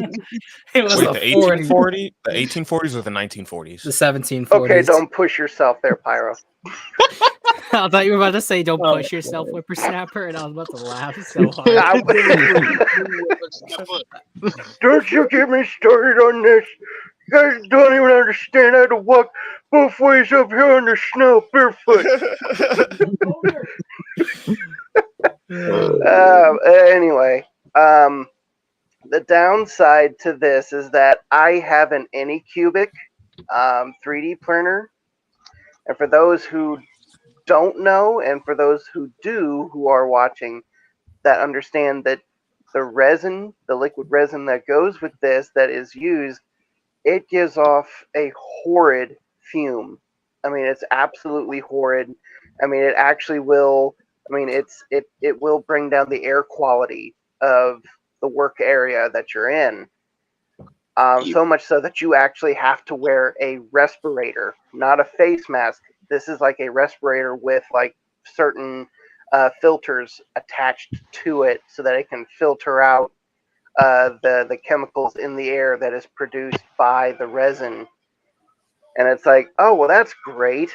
I mean, I can do it in my apartment, but the thing is, I have a dog and a wife, and if during the winter we have all the windows shut, there's no air filtration. So, unfortunately, I can't produce a prototype until like mid spring because of the fact that all the windows are shut, everything is shut because it's cold, and there's no air movement or to allow the air to filter its way out in the smell and the toxic air. So the fortunate thing is this gives me time to practice with Blender and get my teaser trailer ready so that when I have the prototype in hand in the spring, I can then add that at the end. And it's like, well, yeah, you get to see, the figure, quote unquote, move, and then boom, here's the figure. Put in your pre-orders now. That kind of fun stuff. But that's the plus side and the minus side to this is that doing a lot of my research on Anycubic 3D printers, the resin is terrible. Like it smells terrible and it will reduce the air quality. So I got to keep myself in mind and my family in mind because again, this is a 1-bedroom apartment and it can fill up the whole thing pretty quick. So I got to have windows and stuff open to allow good filtration of air. But it allows me time to play with the 3D model so that I can have that ready to go. And it gives me time to work on this comic of mine. Good grief. Like I said, I've only got 3 pages done. And I'm nearly done with the whole script for the 12th page prequel novel or prequel comic that will be coming with it, by the way. So if you end up getting the figure, the comic comes with it. There you go. Awesome. And I mean, hey, that means you and I are both going on the Blender journey there as I'm working on Blender as well since I got a model commissioned. Sweet. So definitely if you got tips, throw them my way, and if I've got anything, I'll definitely send them yours as well. The only tips I've got is YouTube. I set myself up for that one, unfortunately. Right there. That's so great. But for any of you guys that are going to be going to G Fest this year, I'm gonna try one more time, and hopefully I'll be able to be with Titanic Creations again to help them out. But also, hopefully by then I'll have the prototype and maybe some sellable figures by July. But I don't know. I don't even know if I'll even have the comic ready by then. I might have the prototype, but I don't know. We'll see. We'll definitely see. But obviously, thank you for being on, King, and I don't want to keep you more than need be. So you definitely get some sleep, my man, and have a good one. Thanks, and again, y'all have a good night, and thanks again for having me on here. Awesome. Peace. Have a good one. Have a good one. And then there were 5. But nope, there was actually another one. Braden's been sitting in there for how long now? Time. He's been there so long. Oh, nope, never mind. You actually are there. Awesome. Yo. What year is it? It is 2027. Oh, so we've been divorced for I don't even remember. I mean, 7 years now. I remember we were in the court. You give me a big hit on the head, and I forgot a lot of things. I still regain my remember the identity fact and all that that. like I got away with winning that lawsuit, and I got the kids. Yeah, you got the kids too. I mean, I don't even know if they're real at this point, but you know. Oh no, they're definitely real, but the Oh. gaslighting definitely helped. Oh, can I talk to them? No. Oh, well, I have a little kaiju. It's not very good, but it does have a backstory. Oh really? Um, And Where should I send this abomination? Send it to the Instagram and I'll share. In the meantime, Pyro, you get to still talk some more. Oh yeah. Oh yeah, basically this is where I started playing around the idea of like I've got these giant monsters now. Let me actually set them in the fucking world instead of just like drawing the same profiles over and over and over again. Um this one I do like a lot. It's supposed to be a type of World War One thing, but you know, it's Kaiju World One, so it's like this is the first war that humans actually fight with monsters, and it's not going well for this one guy, as you can see. I think that's like the typical World War One experience. Yeah, like you know, it's just some guy, and you know, once you learn he's going to war, it's just a downhill ride from there, completely downhill. Literally. But I do have to stop your spiel in the middle because I think we got the greatest piece of art ever. Raiden has been so generous to share us this piece right here, guys. Truly, we're in the presence of an artistic genius right here. Of course, Pyro, we cut you off. You want to give some critiques right here? I don't think there's any I could give, honestly. Like, look at this. Oh Lord, It's beautiful. we interrupted for this. Hey, I mean, no. how can you deny the artistic integrity? I will deny the artistic integrity because obviously the representation of the little tear marks is supposed to force me to feel sad for this thing, but I don't. Yes, Look at the exactly. Look at the monstrous way his posture is. You can tell he's just a keyboard warrior. He doesn't go outside, and that thin little tail. Disgusting. I mean, how could you deny Brayden's artistic masterpiece? Of course, the teardrops and the color blue represent the vastness of the sky and our planet Earth. Of course. There's a backstory the endless as well. opportunity there are for monsters right now. Like, and then look, like he really went the mile right there and decided only a single row of spikes and one horn was needed. Not to mention that he's really playing with the color palette right here, using a mixture of green and brown. See, my problem with this is I'm supposed to believe that this is a living creature when you have the anatomy of the head slightly wrong from living creatures we see in the real world. I mean, honestly, two dot-like eyes. Where's the spacing that shows us if he's a predator or a prey animal? I mean, like really? you can He tell, doesn't even like, he doesn't even have a nose. So how is he gonna sniff out the prey? That You can he clearly has tell that bad through the reviews on? evolutionary process, he lost his nose years ago. That or someone sat on his face so hard that he realized he didn't need the nose anymore. You know, it's But, like- funny you say that because there's context to everything, right? I know, First his name. It's Dominican Abbey. It'll make sense after this story. He was mates with an evil beast called Natezilla, who would tail whip him and use his special web attack on him every night. It likes to draw pictures with its bruises.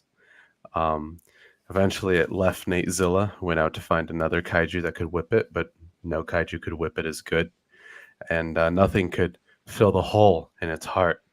But surgery could, but Natezilla wouldn't pay for it. So, the skinny belly is due to Natezilla never feeding him, so he developed anorexia. The bulges on his back grow whenever he's near Natezilla. I have to say, whatever this Natezilla is, it sounds based. Take me back, Nate, please. Never. Oh. And now you get an F for self-insert. Like, this is worse than the Murray Lewin situation. Disgusting. It's not a self-insert. I don't have a tail. Of course it is. What was that? Well, what's it called? I mean, you just plug it in whenever you want to. Wait, Is that what? erectile dysfunction? No, erectile dysfunction, actually. Erectile dysfunction. Correct. Erectile dysfunction. And now we get a pyro again. Sorry, I have erectile dysfunction. You have erectile dysfunction too?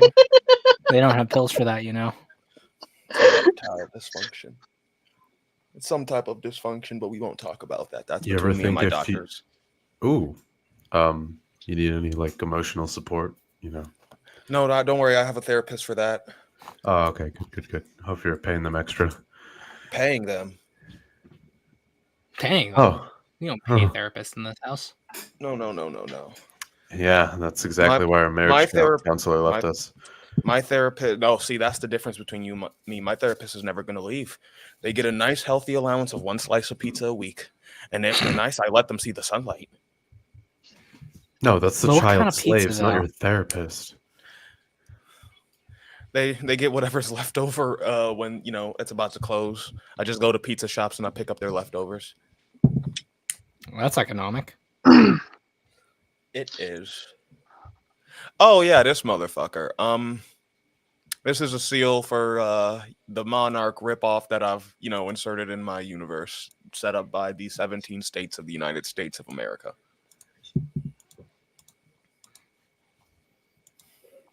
We used to be a proper country. We had 18 states. Shameful.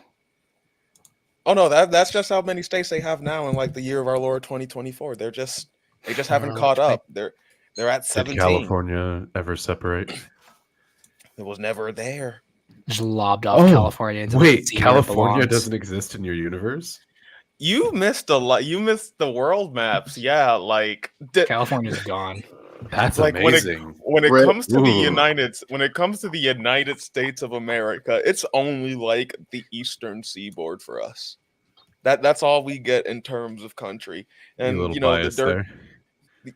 Yeah, like fuck them West Coasters. They get Understandable, I agree. They get a whole nother a worse country on the other side of the continent, and yeah, them fucking Pacific Oregoners,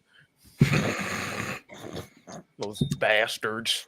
I can make so Defend many anything. jokes about that cut really deep on my end. Them goddamn West Coasters. But God, before we devolve into memes, Just insult this is- California, please. yeah, for like 12 more hours.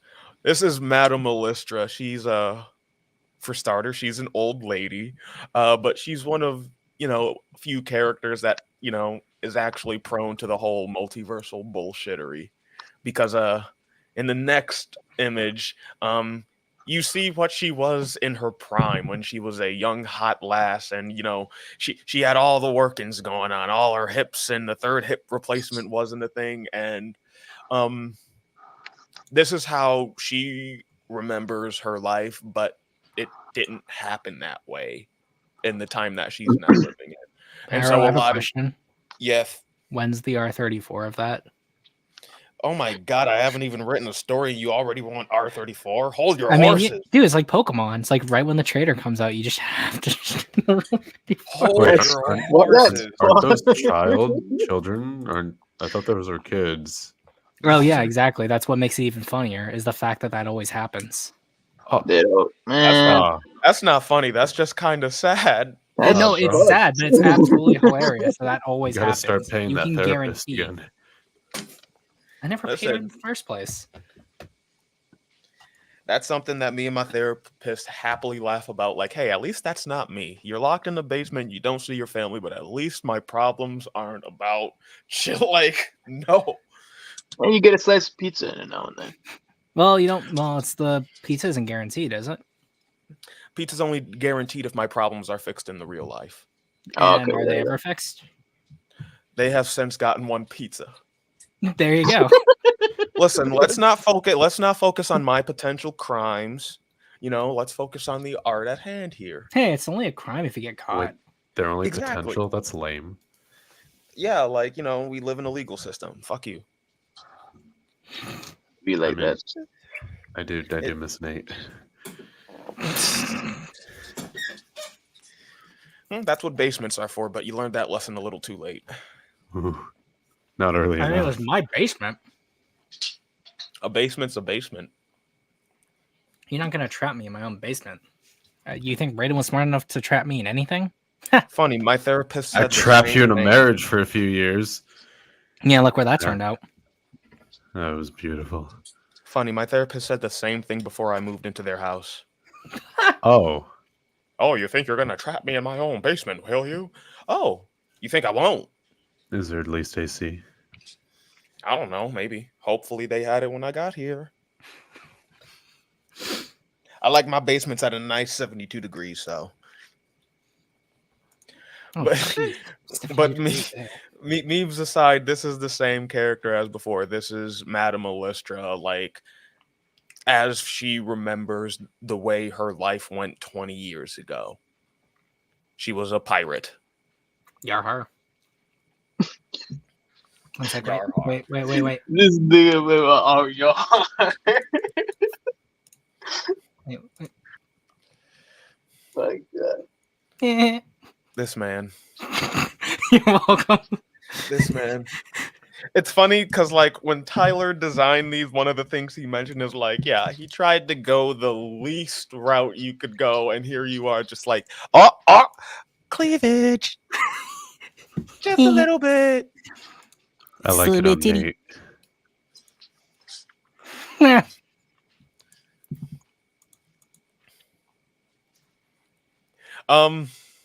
Yeah, there's not a lot to say about this guy. This guy's a fucking brute. He comes from, again, he's from one of these, you know, kind of alternate timelines that no longer exist. So I can't really say much on him. Me when Brayden takes the last cupcake. Ooh, you turned me into your cupcake. Oh my God. I promise that wasn't me.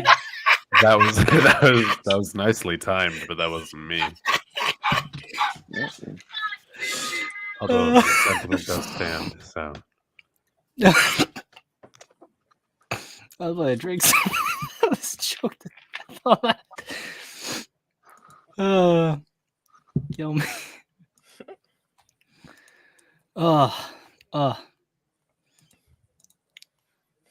That's.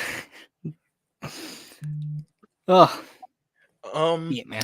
That's the last character. This is one of my favorites. This is Tegan. She is one of the pilots that is recruited to you know, fight the giant bird monster making a nest at the top of the Empire State Building.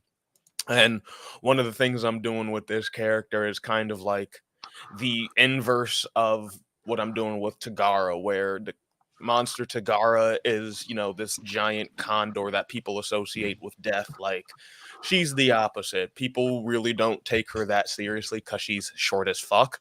And as a result, she kind of has to, you know, be a bit more brutish and brash. And, you know, along her storyline, she has to think about, like, whether those decisions have led her to a life that she's happy with or not. So, Pyro. What's up? So you're saying short stack? Short stack. Short stack. You are incorrigible. I see. I see why you guys. It couldn't work between you two. I mean, like, what's it called? I like my No. variety. I'm sorry. I was the problem. He wasn't the problem. He was perfect. You know. Good. The gaslighting worked. He painted beautiful pictures with the bruises. Wonderful. And as a little bit extra, Zim, I did throw in like 3 of the commissions I've gotten from King Tyronos like over the years to showcase how far the design has actually evolved. Yeah, I thought it was about to take my computer because I had so many links open. I'm gonna get the other 2 right there. Just one sec. Oh, that's hot.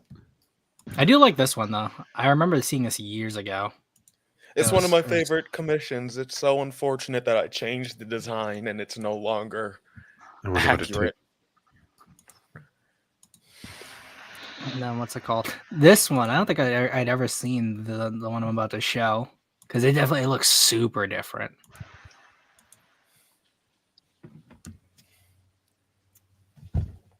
Because when was this one done? This one was, I think this was the first one I've had done. Yeah, this was the first commission that I had done of, his old name was Tyros, but I'll just say Tridont. This is the first commission I've had done of Tridontus. This is his first design. Initially what I wanted to do was I really liked what Godzilla 98 the show did, where he can run like a Tyrannosaurus and like move agile like that, but like he does rear up a little bit. So I wanted to keep him slimmed down while like keeping that, upright monster action at the time.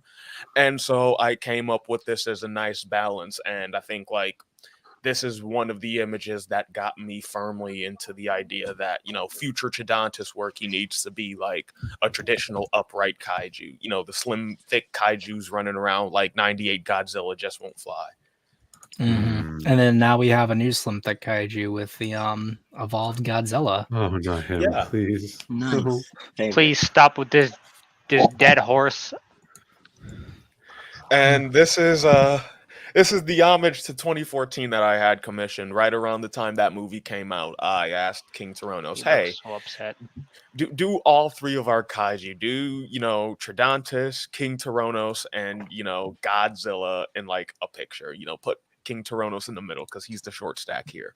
And I do, again, like I like a lot of the ways his commissions turn out. I can't really fault him. The only problem is I just didn't like the designs at the time, but he's always managed to nail it down and keep these designs alive a lot longer than they would have lasted. I mean, that's the one thing that's always cool when you're working with the artist is that sometimes like their interpretation can just kind of last.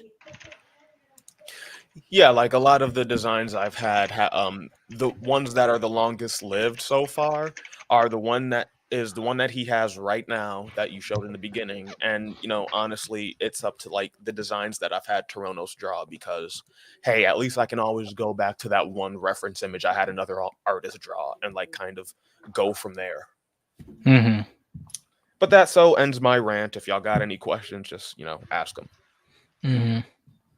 Which And then I know Potato, kaiju? you had some other stuff you wanted to show too. But yes, you're good to go, Braden. Which ask the kaiju question. has the most protein if you were to eat it, like per Um, gram? Protein, if you were to eat Yeah. it, Oh, Um, imagine is the that- bird.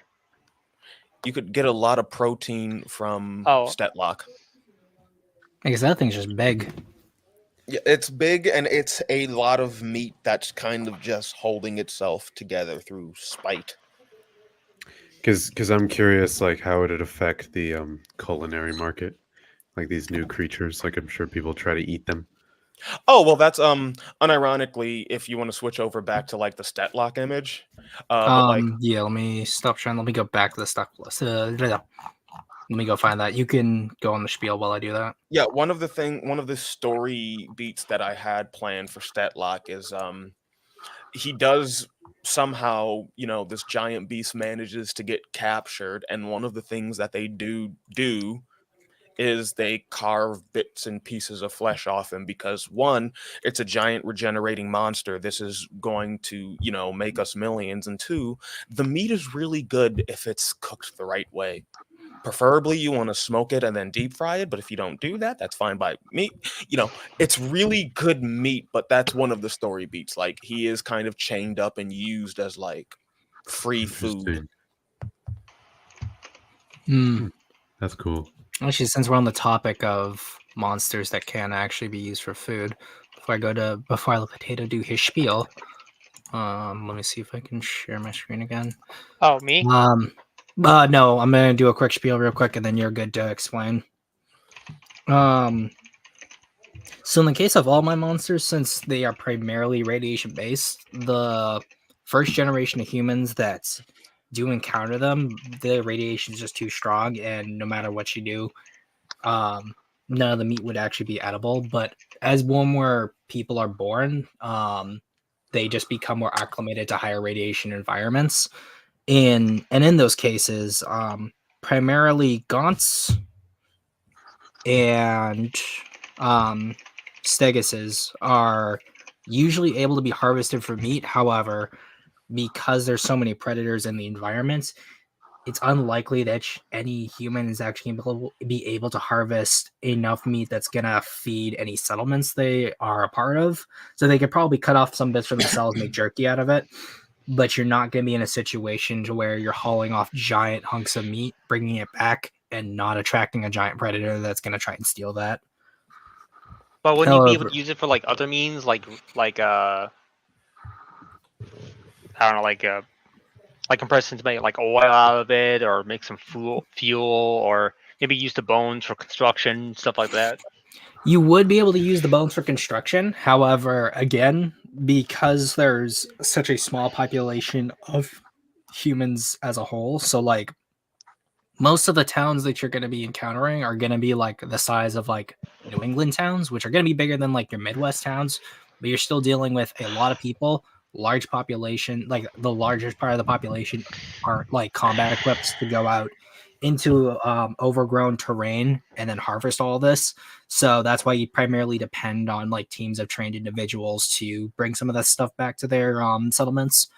But and not enough to really support like the food population. There's still animals around, so you're still able to hunt and all that. Can I just add like a little story thing? Because I find it funny we're talking about this now, and this is one of the plot points I've got. Mm-hmm.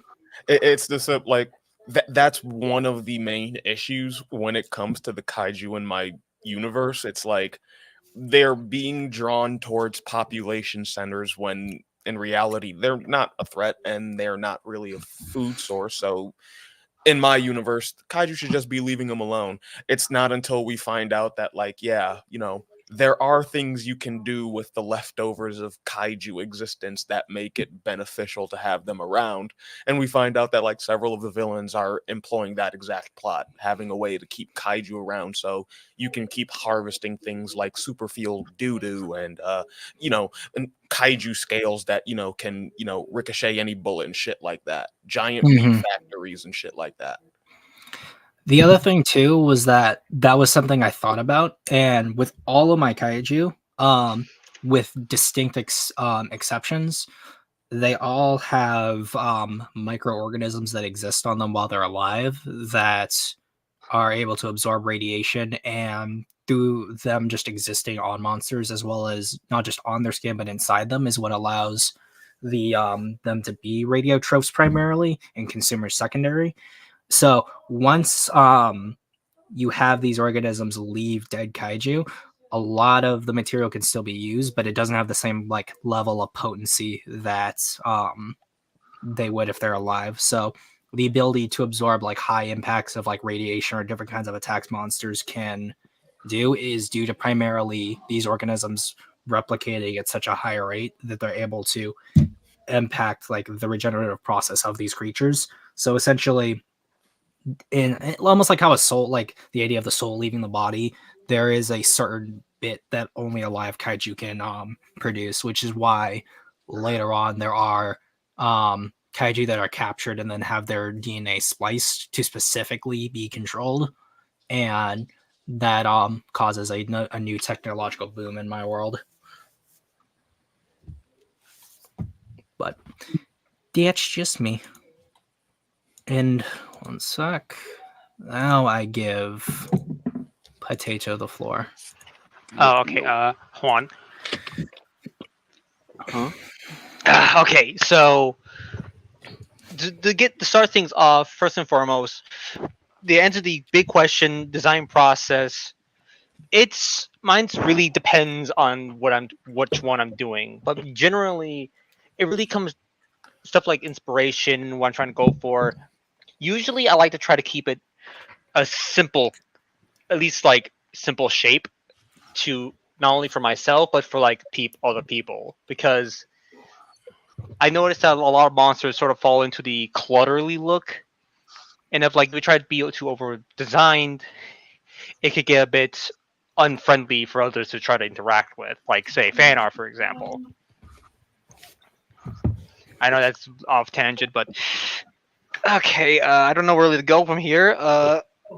Alright, first things first. This is Jack. That's just a placeholder. I haven't decided on an actual name. He's basically the main big bad for this world, which, unlike y'all, is just the real world, but with these things just suddenly appear one day. What they are is, I would say, an alien parasite. Where they come from or anything about their origin is purposely left vague, as really it doesn't really matter where they come from or why they're here. All that matters is that they're here and we have to deal with it. Something I understand is that well, I didn't really know what I wanted to go with, but okay. I am going all over the place. Yeah, good. Don't worry. Let's take a step back. Inspiration. These creatures are based on old concept art from The Isle. I'm sure many of you are familiar with that old dinosaur game, demon stuff. Yeah. They have like Mm. special upgraded monsters that are like mutated in some way, hyperendocrine, cystosplastic, neurotonic. Specifically, he is based off an old concept art for the I forgot what it was called, but like a raptor. Let me, for the audience's sake, because you're talking about all the hypos, right? No, I'm talking about the other mutated strains because there are 3 in that game.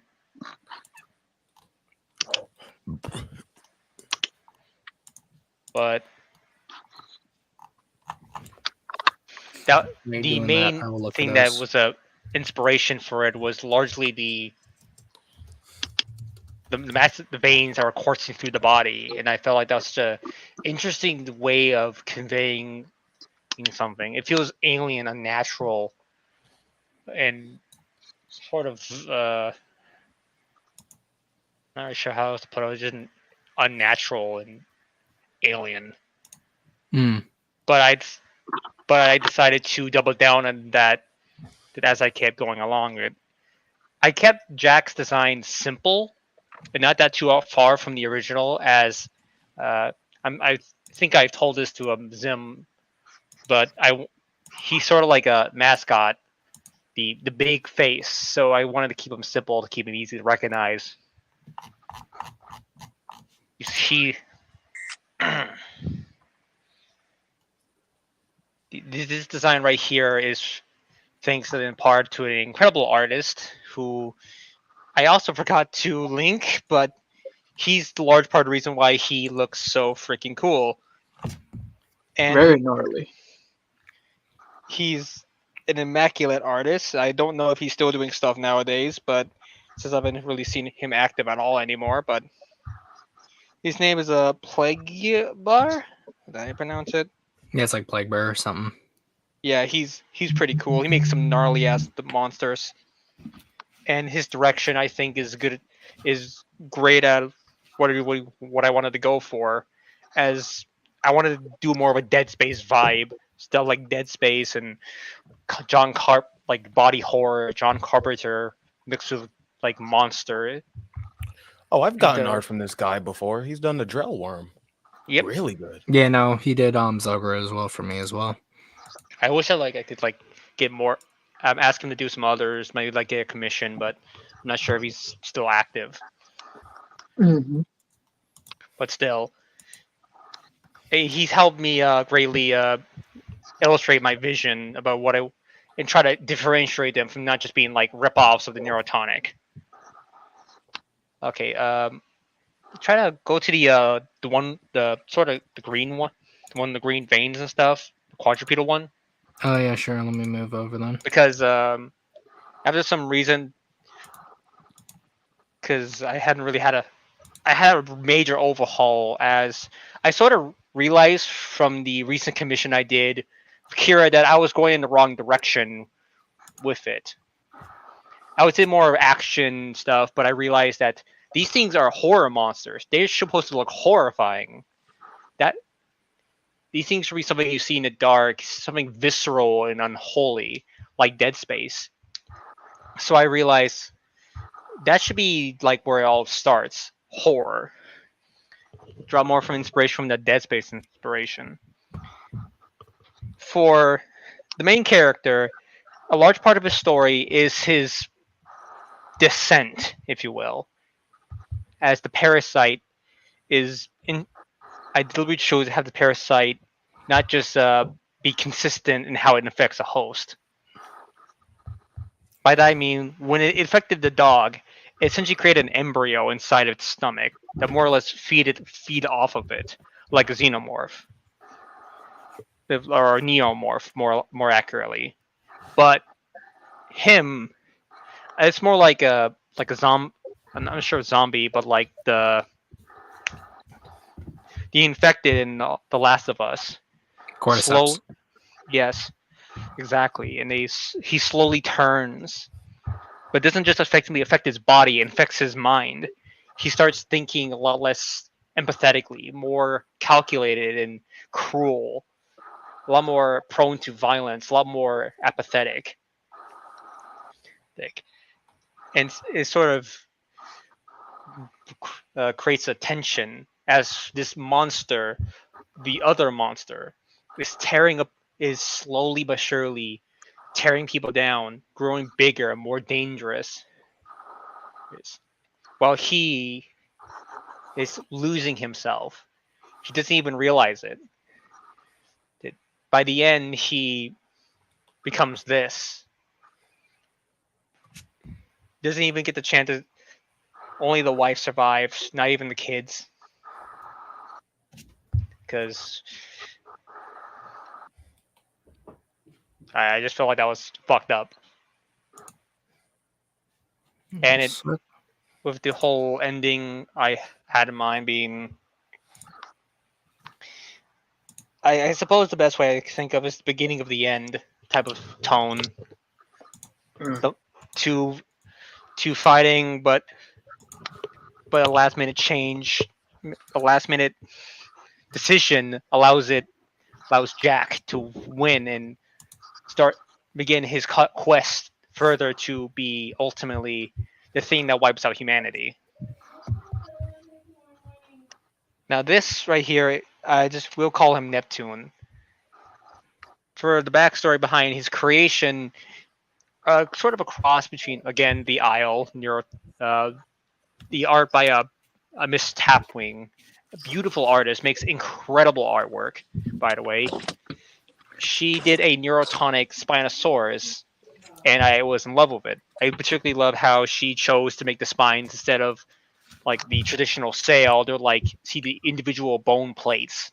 It's jutting out of the back in the shape of the fin sail, and I thought that's genius. But how can I make this work? And so instead of of the sail, it's sort of these massive bony protrusions. It gave a bit of a heft to it, a bit of a weight to it. So this thing is much bigger. It's like 100 meters. Is when his neck is craned at the top, all the way craned up. It acts as sort of a mid-boss challenge. It's for Jack, as he's much bigger now, 80 meters by the time this thing shows up. The second inspiration is, the idea was from the original Jurassic World, the fight scene between this is our work I got as a request from an old friend of mine, Crazy Ace King, good friend. I haven't talked to him enough. He's underrated, but yeah. So I lost my train of thought. As I lose my train of thought, any questions so far? I just noticed that YouTube decided to recommend us, and someone's been really liking the design. Thank you. Oh wow, cool. Thank you very much. Right, my thoughts back. Just the idea of him came from the initial fight scene between the Indominus and the Tyrannosaurus. The initial choreography of the Indominus of ducking under his mouth, clawing at his face with his claws and stuff. And I thought it would be cool if we get like choreography scenes between dinosaurs in the same way you do with people, since I never really see stuff like that. And I thought that just sounds cool. So that's really where he came from initially. The head is just the enactor, because I thought the sort of fish-eating mouth with the protrusions on the top and the bottom jaw is really neat, and it complements the back rather well. I forget what it was, but it's There's one of the creatures from the future is wild. I think it was like a jellyfish creature, but like the spines on the back kind of remind me of that one animal from that show. Oh man, I I'm used not to sure. love that show. I don't really remember what monster you're referring to, but I damn, think if I can't. find it after the stream, I'll definitely let you know. Alright, but yes, as of now, the most I have certain of is the first half. Jag, the small town, on the father turning into a monster. That's about as far as I have certain. Neptune's meant to be like a mid-game boss, sort of the go from a medium threat to main priority. He, again, I don't have a name for him, but he's essentially the final hurdle, as he eats and grows and understands humanity and how to outsmart and outlast it, as this parasite, he runs rampant across the world. This creature is a byproduct. It comes from the other side, around like I believe London, we would say for now. This creature, of course, is a two-headed, very massive two arms that are more for grabbing and manipulating things. So the other is just a big just tree trunk of an arm, just meant to beat anything to death. Be it to add insult to all that injury, it sweats nitroglycerin as a sort of defense. So if like it gets attacked from an angle it can't defend immediately, either quickly, that will just simply be its last ace in the hole. Ultimately, it's the thing that kills Jack, but well, more or less, it eats it and continues what it started. Nice. Are you working on a short story right now for things, or just sort of It's short story seeing for where things now. go? Short story for now. The rest is stuff I want to take it one step at a time, since trying to think big is far too ambitious for what I'm capable of at the moment.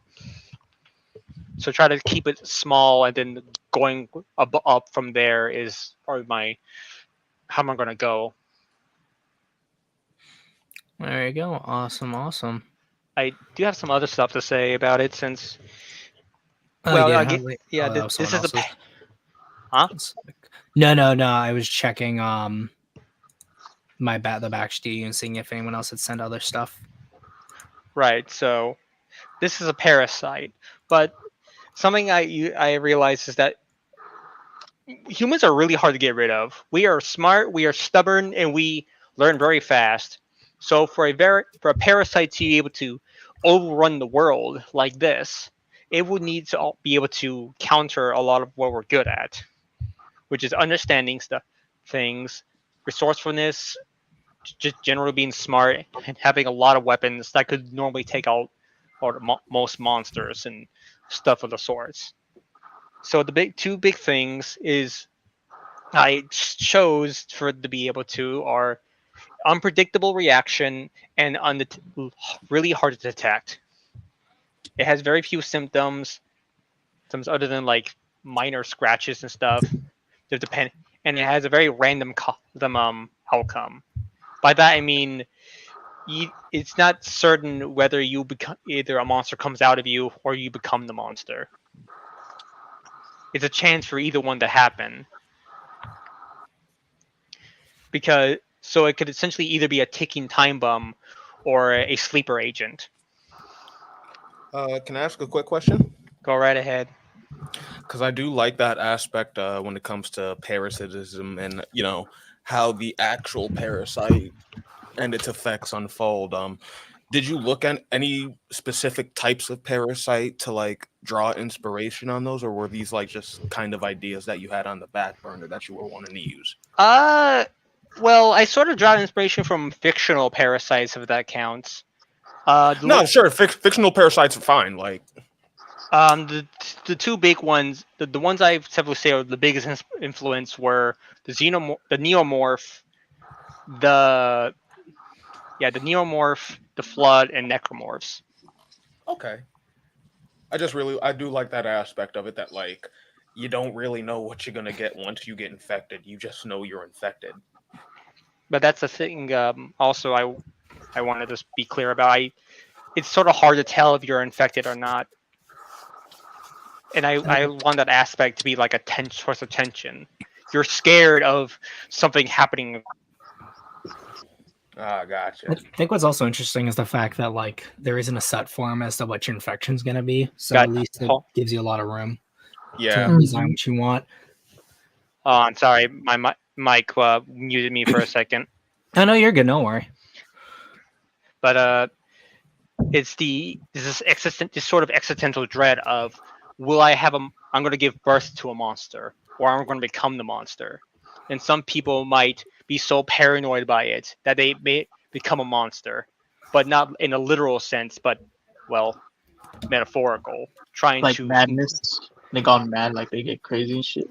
Yeah, they do horrible things, become kind of crazy because they just don't want to be that horror. It reminds me of like the South Korean Netflix drama where like you had the building full of people. Sweet Home? Yeah, Sweet Home, exactly. It reminds me of Sweet Home where like they do become monsters and the monsters are kind of formed on like very important parts of their life that, you know, presented problems in one way or form. But then like at the end it's like, and you know, spoilers for anyone wanting to see it, but it's like you learn that there is the ability for some people to control it, and so it kind of like it gives me hints of that, but the way you're going with it is much more sinister in nature. It's much more anxiety driving, and I do like that. I like that a bit. I actually took more inspiration from a little short film, an alien short film about several survivors on a tiny little escape pod ship. One of them has a xenomorph in them, and they all don't know which one has it. And there's a tension in all of them. They're fighting about which one has it and stuff, and they realize who actually has it, and well, it doesn't end pretty for them. Oh man. And I thought, that's genius. I'm taking this for myself. Goodbye. I like that. I do. I like that too. Oh, jeez. What I was thinking too is, now that we've got everyone's kind of creative processes down, I wanted to end on something interesting, and I probably won't get the opportunity to do this because I don't think there's gonna be like an art discussion like this every single like time I would do one of these streams. But is anyone are y'all familiar with Pal World? Pal World? Yeah. Mm-hmm. Well, I know So of it. Vic is. I'm not sure what that is. No, Eric, are I'm you not. familiar with it? Not familiar. Braden? No. No. It's going Okay. around on Like, Twitter. is it like a 3D program or something like that? Or So it's like a new Wait, game where Oh, Pal World. yeah, yeah, Pal I, World. I saw one Oh, thing that of it, and Pokemon it was, ripoff. oh, okay, that explains why it was a screenshot of an R34 page.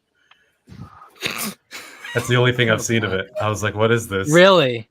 Yeah, I was on Twitter. Someone Okay. just screenshotted the what search the results. hell is already R30? What the? The game Hey. just came out. Don't question their speed. No, it's literally no. This is terrifying. why it's relevant. Is because it's like it's like Pokemon, but instead of just fighting with your Pokemon, you shoot them with guns. That's and, hilarious. Like, you can like Oh, that's base build and cute. stuff. Oh, It's like wait a Pokemon minute, meets wait. Ark and stuff. What the heck? Pokemon, I think Pokemon in Texas. Yeah, I think, so I think Pokemon Most Texas. Critical made a video about that because I saw a thumbnail of his. It's like a Pokemon with guns or something like that. Yeah. That So sounds like completely What ridiculous. the heck? the big controversy has been that a lot of the designs are far too close to a to actual Pokemon designs. And someone did a big collage, and I think someone else had there was another bookmark I had. But what we're gonna do is gonna look at it, and we're gonna give our thoughts as creatives ourselves as to whether or not some of these designs are kind of skirting the line a little too much, or or not. Hmm. So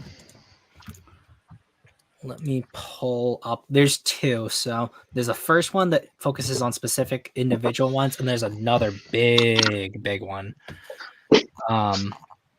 So we'll have fun with both. Oh boy. Go Windows.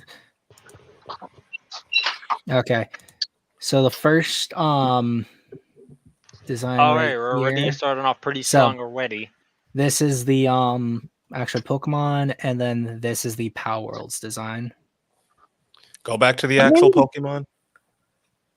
Okay, Power You could, Worlds. what happened you to could definitely Pokemon tell design? there's some influence, especially with like the Yeah. lower body, the legs and the feet. Yeah, so like the big thing people are saying is that like Game Freak should be suing them, and like I don't think they there's can. influence, but this is not like suit worthy.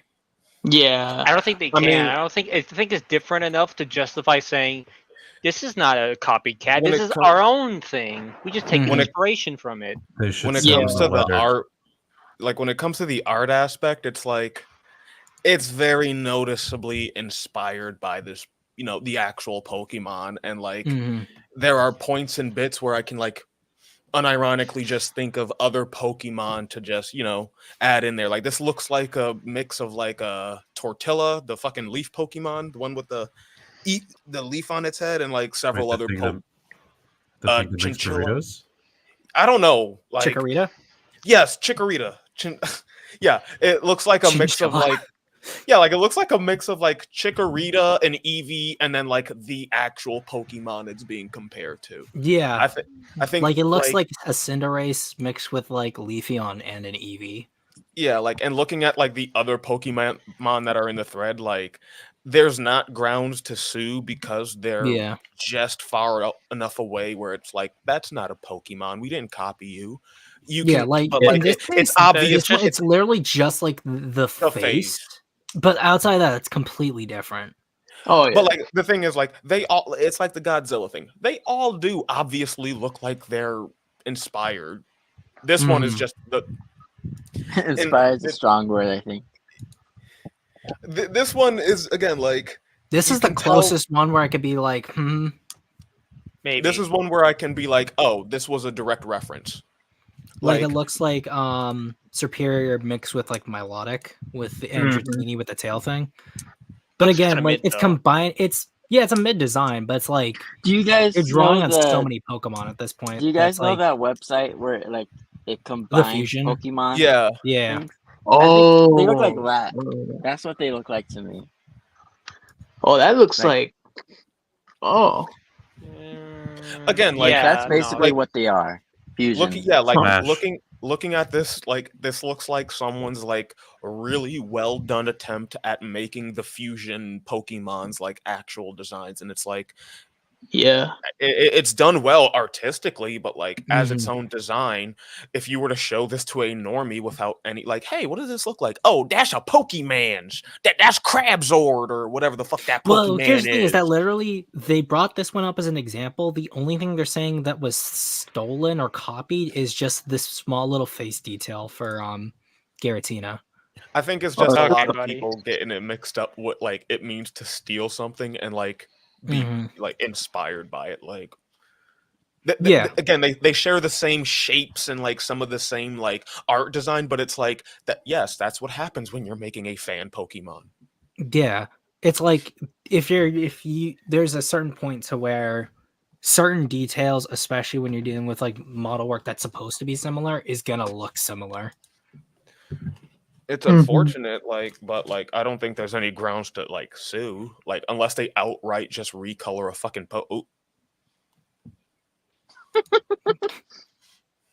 Wait, what? Okay, Hold on. see That's- now this one is where it begins to skirt the line because like that's a comparison of the two where it's like nah, you added definitely tell. wings, you added wings, bruh. Like not Let me that just one. copy your homework. Let me just copy your homework. Yeah, just make sure you add in something different. In this case, the accusation is it's just Finn. The Actually, Finn. no, it's not a Finn. It's a Fun. They took his Fun. They took the fun from him. They Damn, took the fun. that's crazy. It looks like he's having more fun anyway. He's all sad all the time. Stupid. Whatever that thing is. What the fuck? I've seen that face on another Pokemon. I've seen Yeah. that face. But yeah, these are all like they're just fusions. Like I think this one's. I think I find this one the funniest out of all of them because outside of them being like Fox Mage, this is so different that you could call like. Honestly, it's better. It's Yeah. it's better. Honestly, It's better, and it's so different that like it shouldn't even be on this list. mm-hmm. That actually, the wizard fox thing looked cool. Mm-hmm. And we got the lamb. I also like this one too, where it's like Yeah. it's like a Kirby lamb because he actually doesn't have back feet. His hands are right there. I was Oh, just yeah. gonna say it gives me complete Kirby vibes. Yeah, like I would say this looks more like it's ripping off Kirby. I think this one's probably the most blatant Oh, between the two. Like if you're looking at them, Yeah. that's the closest. Actually, there's another one that's coming Yeah. out that's pretty blatant too. But like again, there's enough differences, and it's Mhm. like, It's different enough where you can't sue. yeah, same thing with this one. Although I can't see the whole design for this one, so I don't know what else is going on. And then this was the other one that had a very like blatant, like look to it, where it looks really similar. Yeah, that's. I mean, I don't. I mean, you can kind of see it like for the posture with it. Yeah, I would say in this case, this is a completely different design, but it's using this like very similar color palette, and like I don't see this as being too different from like how when people will like reconstruct certain dinosaurs, they'll just wholesale copy a certain bird's color scheme, and you'll know exactly what bird it is they used as influence. Like the amount of times I've seen a dinosaur with the exact same colors as like a cassowary in all the exact same areas is like mind-boggling. There's actually a dinosaur book out there. I don't know what it's called, but like all the dinosaurs have the same color palettes and shit, just like with different patterns here and there. This is another one that's Yeah. kind of like But, close. those But it's are like animals. it's And like, this is like eh, artistic design. Yeah. I guess, but like there's so much overlap with like different artistic Like that looks design like to begin with. Totoro with like electric buzz colors. No, I'm not even gonna lie. Like that one is pretty. Like go to the actual Electabuzz? Pokemon. Yeah. Yeah, like that one. That one's it's on a line where you can maybe argue artistic, but like, man, the giant That one's fucking just straight lightning up bolt on the Totoro. up chest. like Pikachu I would call Ghibli or up. Raichu or something. It's like in that case, it's like who gets to sue Ghibli or Game Freak at that point. Oh, I mean, with the coloration, like I just go like, yeah, no, Game Freak, because like while the model is a Totoro, like the Mhm. coloration, it's obviously supposed to be an anagram for fucking Electabuzz or whoever that was. Mhm. This one is like it's the same color palette, but the designs are totally different. Yeah. Oh yeah. This one, I can't even see the Man. whole body. So like Yeah, the whole body It- is not really there. That's it's the same like face. it's the same face, but then it's like I don't know what the rest of it looks like. Although so they're saying this one's like it has the flower on the head like this one right here. It's kind of the Gorbis body with Meganium as like a base. I mean, if this is like if this is supposed to be some type of theft, it doesn't work because it's the same thing as me like taking Anguirus's shell while I take Godzilla's spine and stick them on like King Kong or something like that. Like Yeah. yeah, Yeah. you can say I took a bunch of different, things from all of Like these I took different your medias, but, assets and like added them all together, but that doesn't like make I it yours now. Frankenstein them into something else. New. And Yeah. and Mhm. this is one of the things that we get from that. Like people can unironically just make their Pokemon game, but call it Pal World. Mhm. Basically. Because But again, overall, like, if you what show do you think? if you showed these to a normie, they'd be like, "Oh, what's the Pokemon's name again?" Mhm. But overall, do you guys think it's like a good or bad way of designing something, or Should yeah. there be I I think like see. I don't like.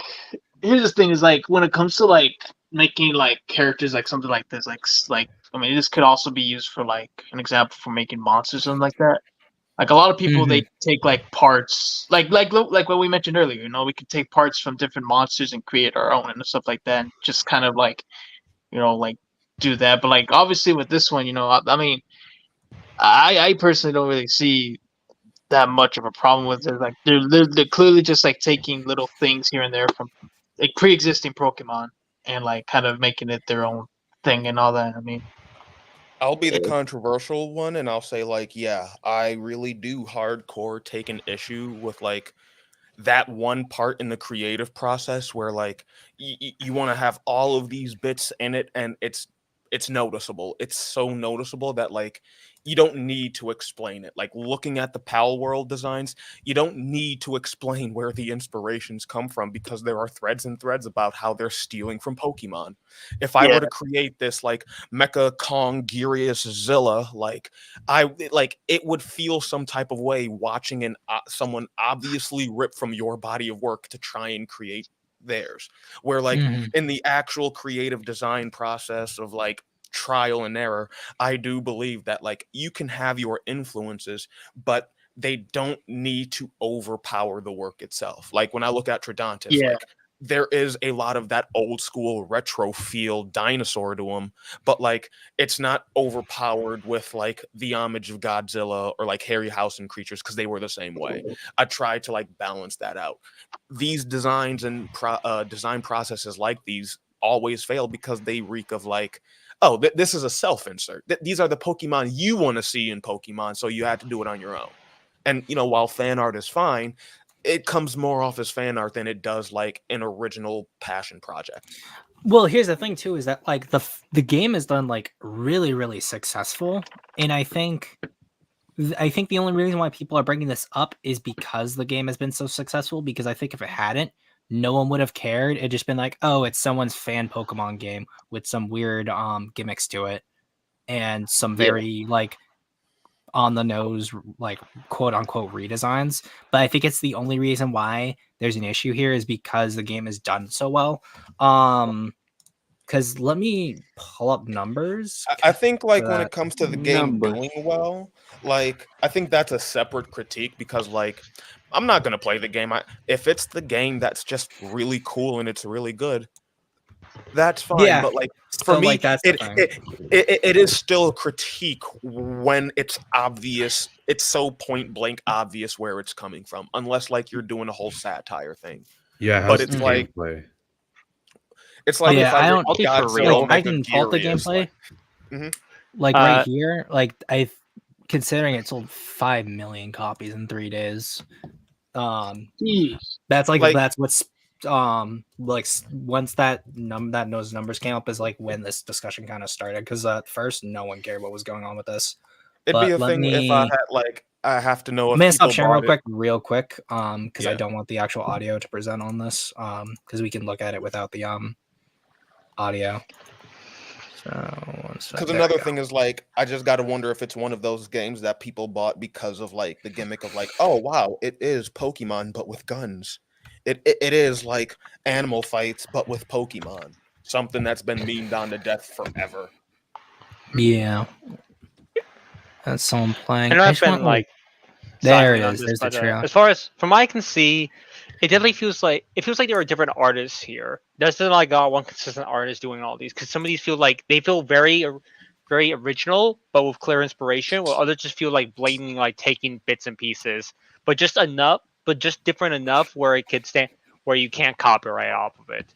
If you Mhm. act, but like with the whole thing of like it making money and stuff, quite frankly, I don't really care. I just want something that actually can compete with Pokemon and get those lazy bastards to get their shit Yeah, together. I mean 5 million copies. That's for like us. What is ostensibly like I just a hope that finally fan gets Game Freak to actually start trying.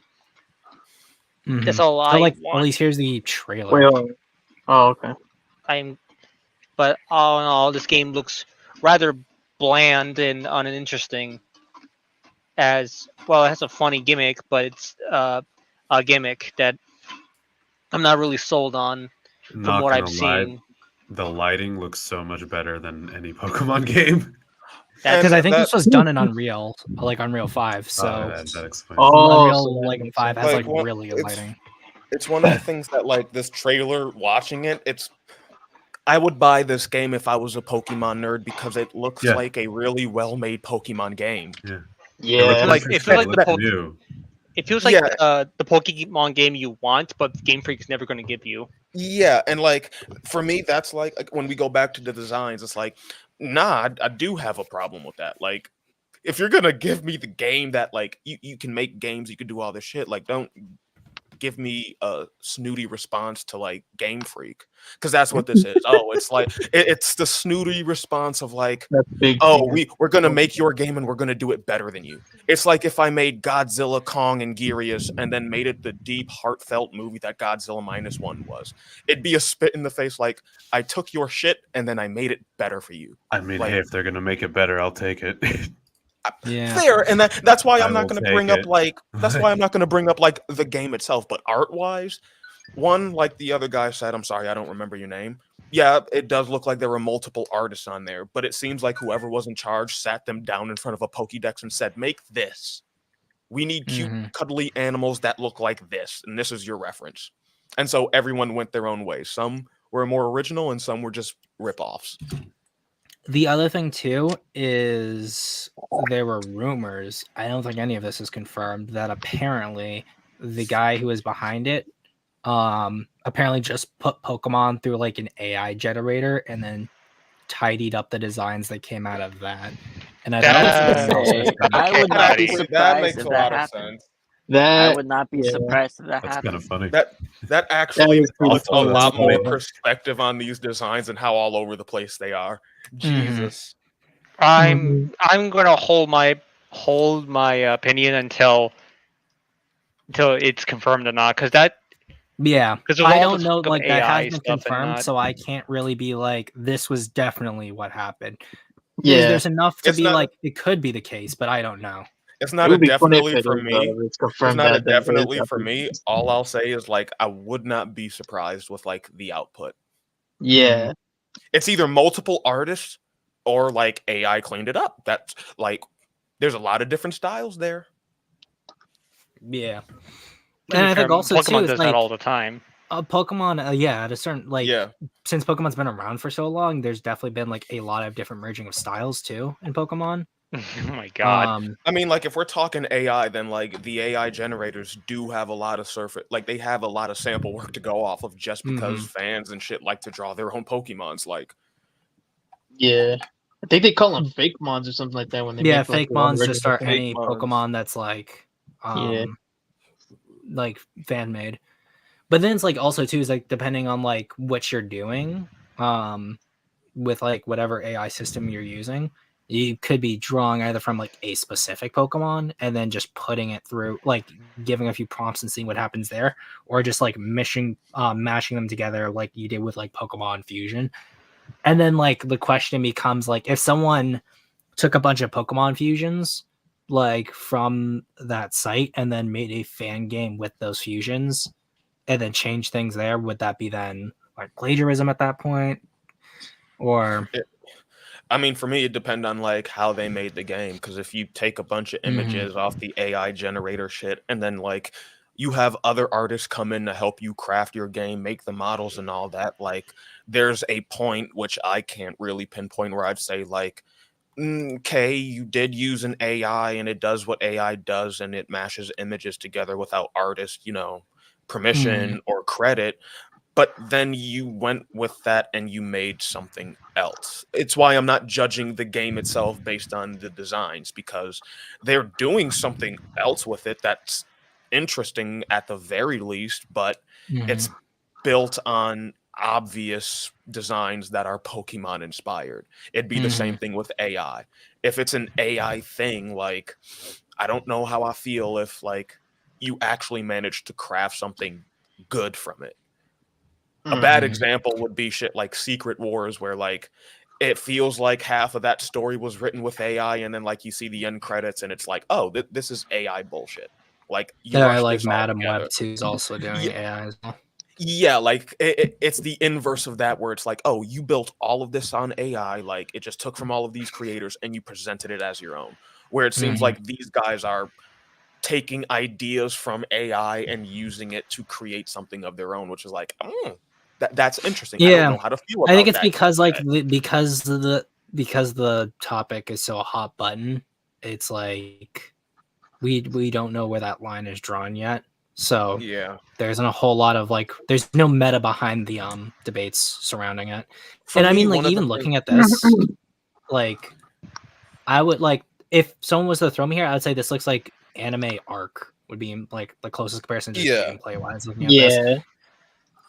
like for me, one of the lines I do draw with AI art is like, I don't want you to just present me the AI made thing. Like, I want you to have done something to it other than just like stick it in the generator one more time until it's the way you want it. Like, give me some of that human touch. But again, when it comes Mhm. to games and movies and media and shit, that's a far and in between line. Mhm. I And I again, think like the I see more why stuff like I this. see why this game sold 5 million. Like it's a Pokemon game that people have literally been asking for a minute now.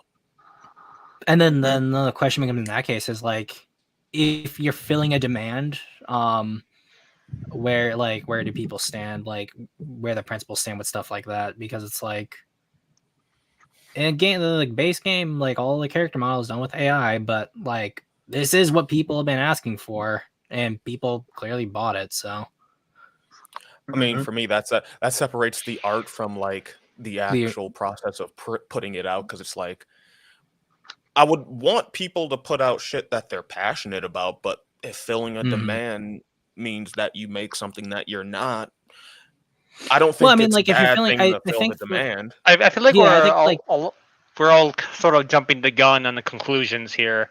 Again, we don't know if this is actually AI or just incompetent artist. oh no, I'm not saying like the only reason why I brought it up is because because apparently the creator has been a fan of AI, so like people have drawn the conclusion there based on the designs, and that's been like something people have been saying, so that's why I brought it up. But It's a side question about AI and art that's like a really yeah, good one, because like no one stops to have that thought process of like, okay, where does AI art actually come in and help an artist create versus just it's plagiarism. And yeah, when Zim's plagiarism. bringing up when Zim's bringing up like, there are niches to fill that people have always wanted, like for me, like it's a dichotomy, because there's a point where you can put something in a generator and end up with my meme Kong and Zilla, no love and no effort put into it. But then there's the same realm where like you can put in Godzilla meme and Gearus, and it's like someone uses that idea to create something that's actually, you know, got meaning to it. Because Mhm. with the NFT shit specifically, when they were doing all their cartoons, like a lot of those produced 1 or 2 episodes, and it was just the most bare bones animation, the most bare bones voice acting, if you want to call it that, and then they dried up and left. I don't want Mhm. AI to repeat that trend of like, oh, we'll just put out shit because we know people will buy it. I want there to be Mhm. at least some type of effort put into it. Well, speaking of like that AI thing that has effort, did you ever see that one Scooby Doo animation with like Springtrap Oh, and stuff? I That one did. had AI voices in it. I liked that, and I did. My only thing, and the only reason I can't sign off on that one is like the actors, man. Like, I don't like the idea. Like, I just don't like that idea of taking people who have died and then like using their reels and voice acting to create new lines from them. I don't like the idea when we do it with like pasting over their images and making, dead actors appear in Star Wars and shit like that, or, Yeah. Mhm. de-youngifying them. Mhm. Like, I just don't like that idea.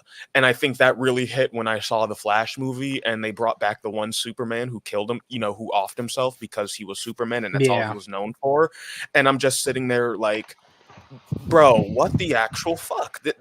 Someone didn't run this by you, and then it's like, of course not, because that's the Mhm. niche that wanted to be filled. Everyone wants their favorite incarnations to come back, so we get them all, and we don't think about that type of stuff.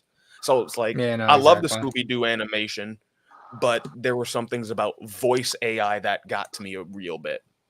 Mm-hmm. I think it really Mhm. depends on like a case by case basis. Because for Yeah. the Flash movie, I completely agree with you.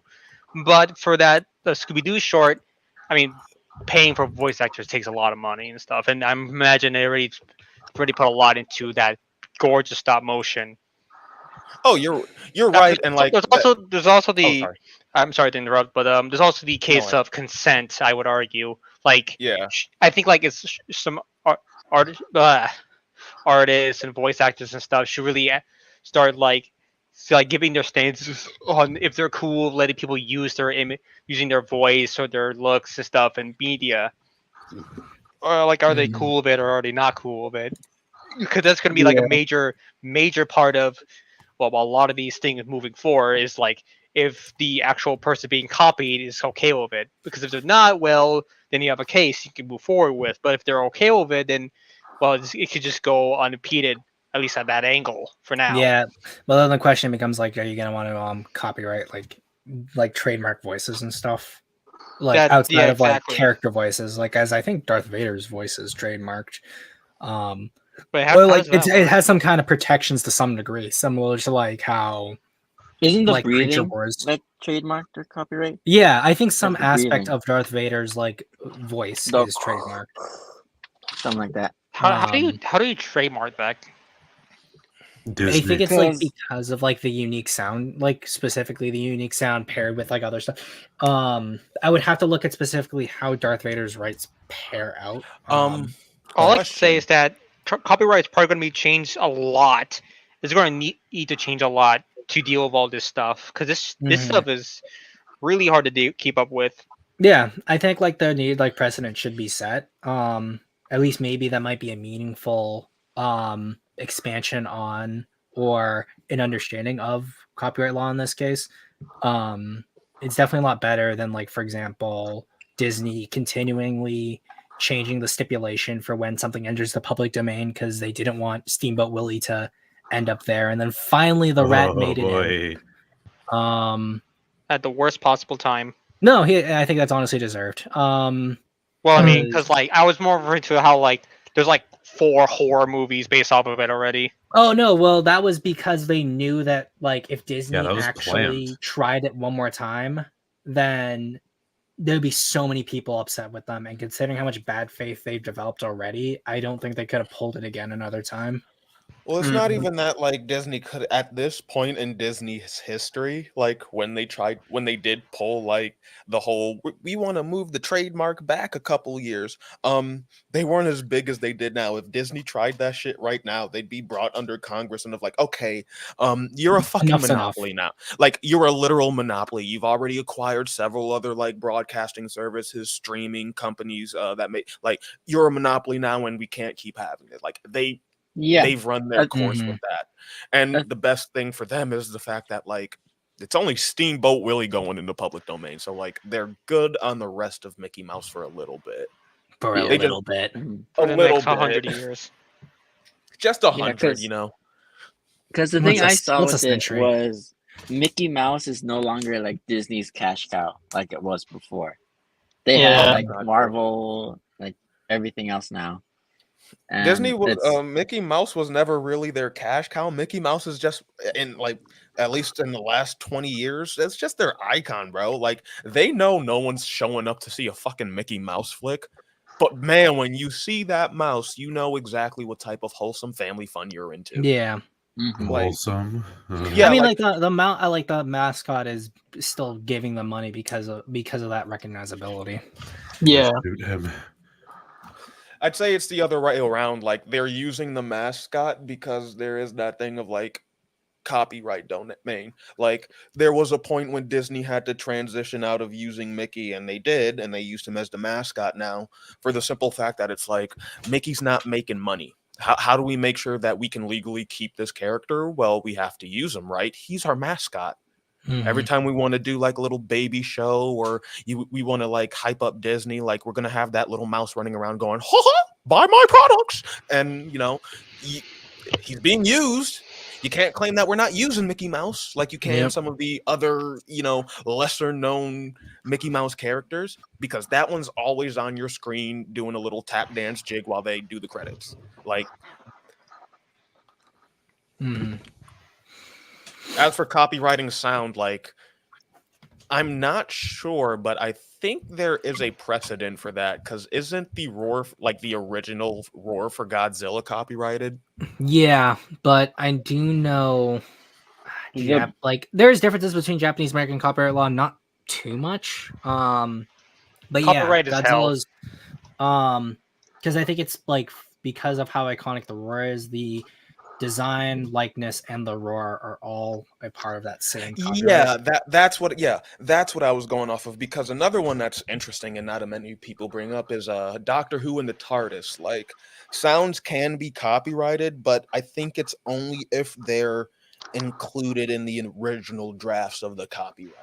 Mm-hmm. Like, when they originally copyright, like in England and the UK, they do it by like, who holds the actual copyright, and it can pass down to family and shit. It's not, but when I they think there's originally, not too much difference. Well, are we talking about like copyrights or trademarks? Because I know they're different. And trademarks, I got the word mixed up. That's my fault. yeah, When it comes to because I certain, know, go ahead. because like again, like sounds like Darth Vader's breathing. I heard was copyrighted. Mm-hmm. Oh wait, no, trademark. I think it was trademark. Yeah, it was Darth trademarked. Vader's. It's trademarked. Mhm. Actually, since I see them all the time, if you look at like all the Lego Star Wars stuff, if you look beside each one of like the characters' names, they all have that little trademark right next to them. Mhm. And it's like, with certain things, even though like you may not have the specific trademark, like for example, The Mandalorian is trademarked, but like if you made a version of a Mandalorian that's not appeared in like anything Star Wars related, but then try to sell it off, it still fits within the likeness of what a Mandalorian is. So Disney could sue you for like something like that. All right, I hate to interrupt, but I'm probably on to get off now. Alright. I'm probably gonna be in the stream in the next couple minutes anyway. Right. But is there anything else anyone wants to say on the topic at all, or? I guess I if think I that- may say one thing regarding like the Power World design. Yes. I guess as a designer, like if I was tasked with designing those creatures, like I wouldn't be satisfied with how they turned out because they're so close to the Pokemon.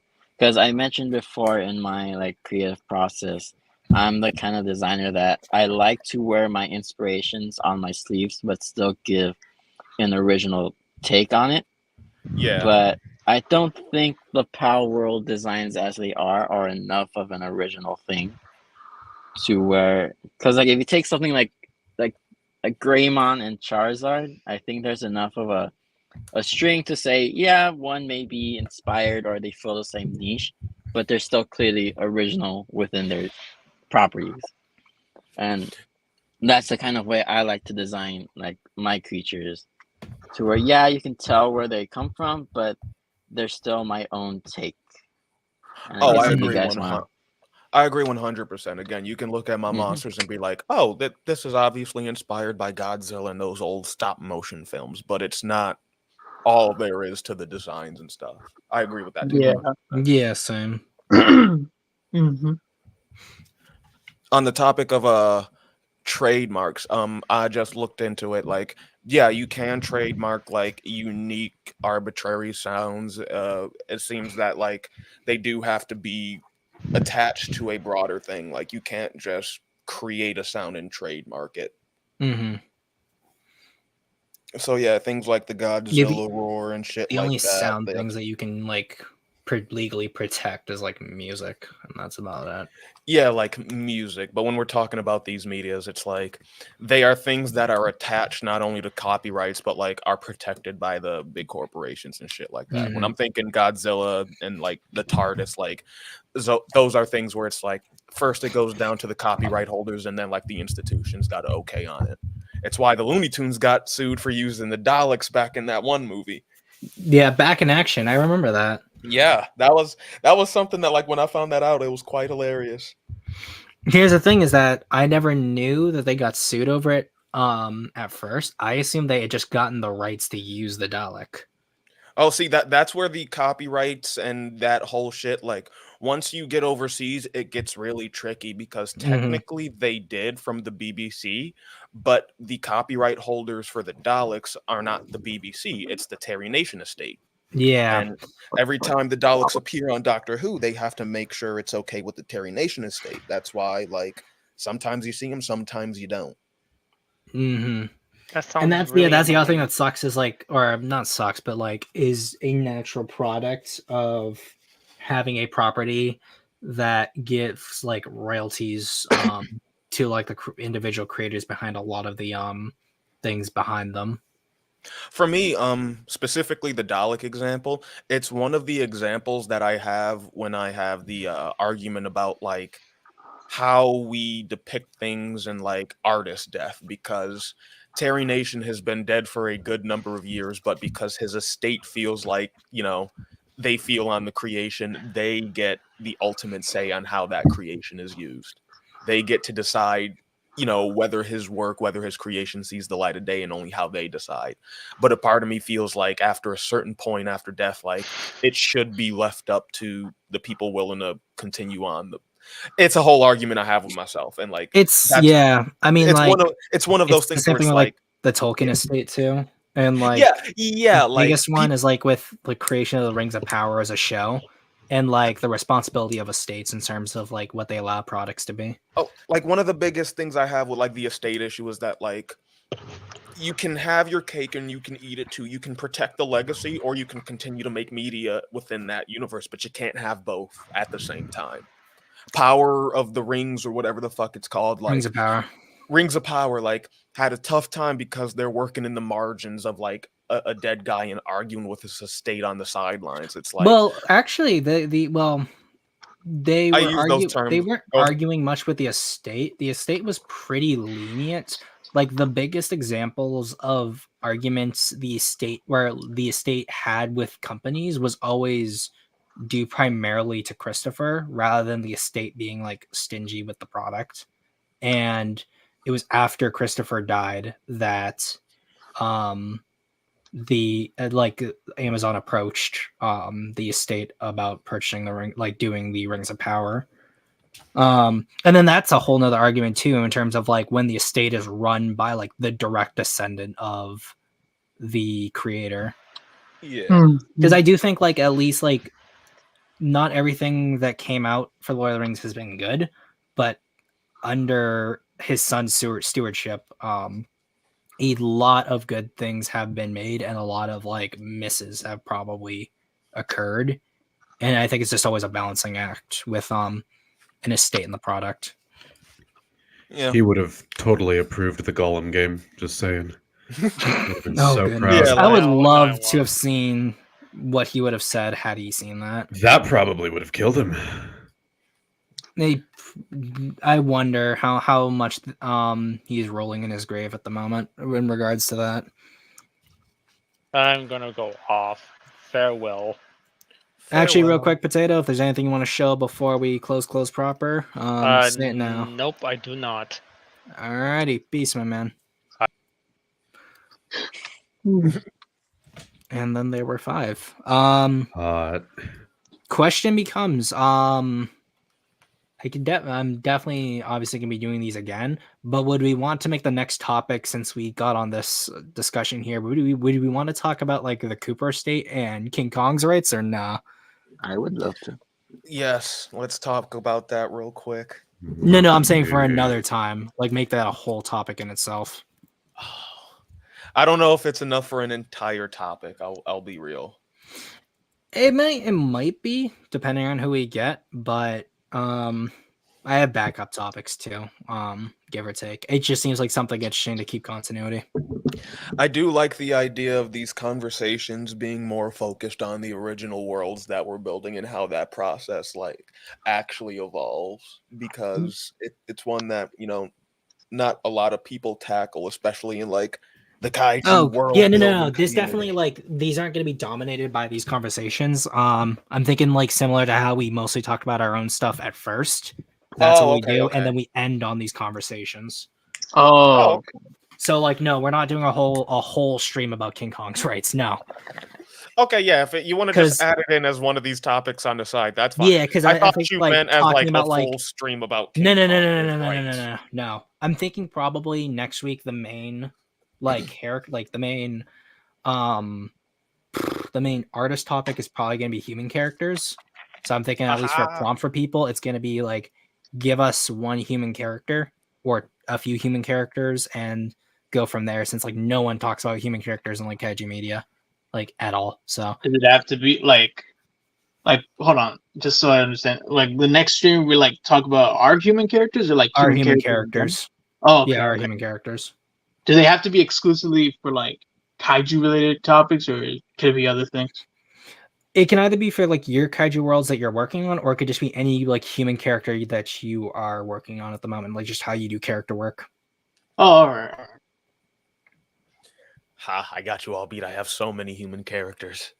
I have Same. a couple. I definitely have a couple. If we're counting like I'm- OCs in general, like I have quite a few. I'm specifically referring to like the kaiju community specifically because that's one thing I've been harping on for a minute. Like, okay, you got your giant monsters. Where's the dang people? I need the damn people. I think that was the biggest thing was that when I was working on like my main kaiju, I didn't want it to be like the main character monster. I just kind of wanted it to be another monster hanging around there so I could focus on my human characters.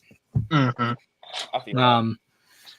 But yeah, Yeah. no, I think that's gonna be the main topic there. Raiden, if you want to come on again for another one, I could definitely be like, if we go into like backstories and stuff, I think if you could be there as like the voice of question and criticism, Okay. from a story perspective, I think that might be interesting to see how everyone's characters sort of fare in terms of like just getting bullets of questions like thrown at them.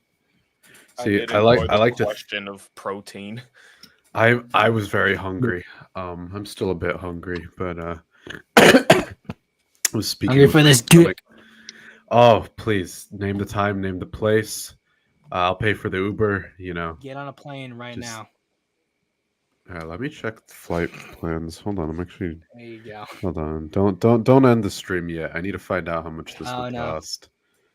In the Lord. meantime, Eric, you get to show yourself. And Oh, then shit. All right.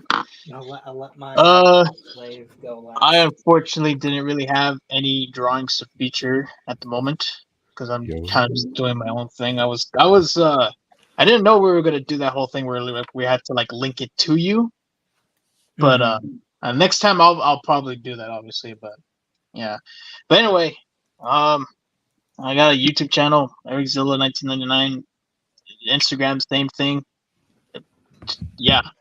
Twitter, I also have that. Yeah. Yeah. There you go, Follow there me you on go. those. Pyro. Yeah.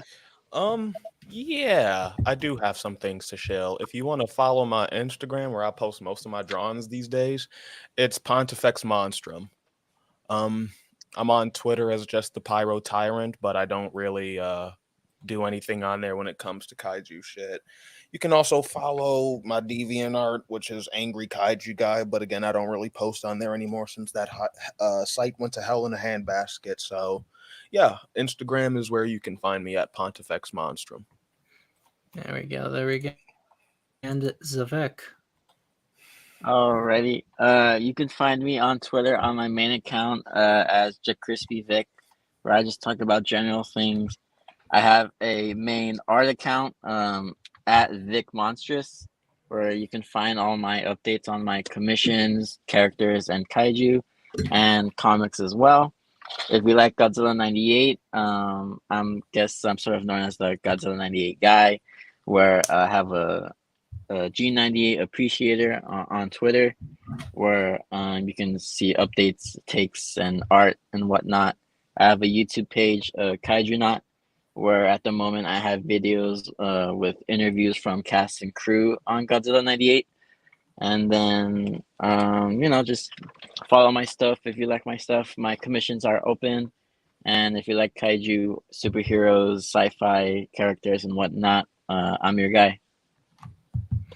There we go. There we go. All right. Say your piece. Hey, if you want to send me about,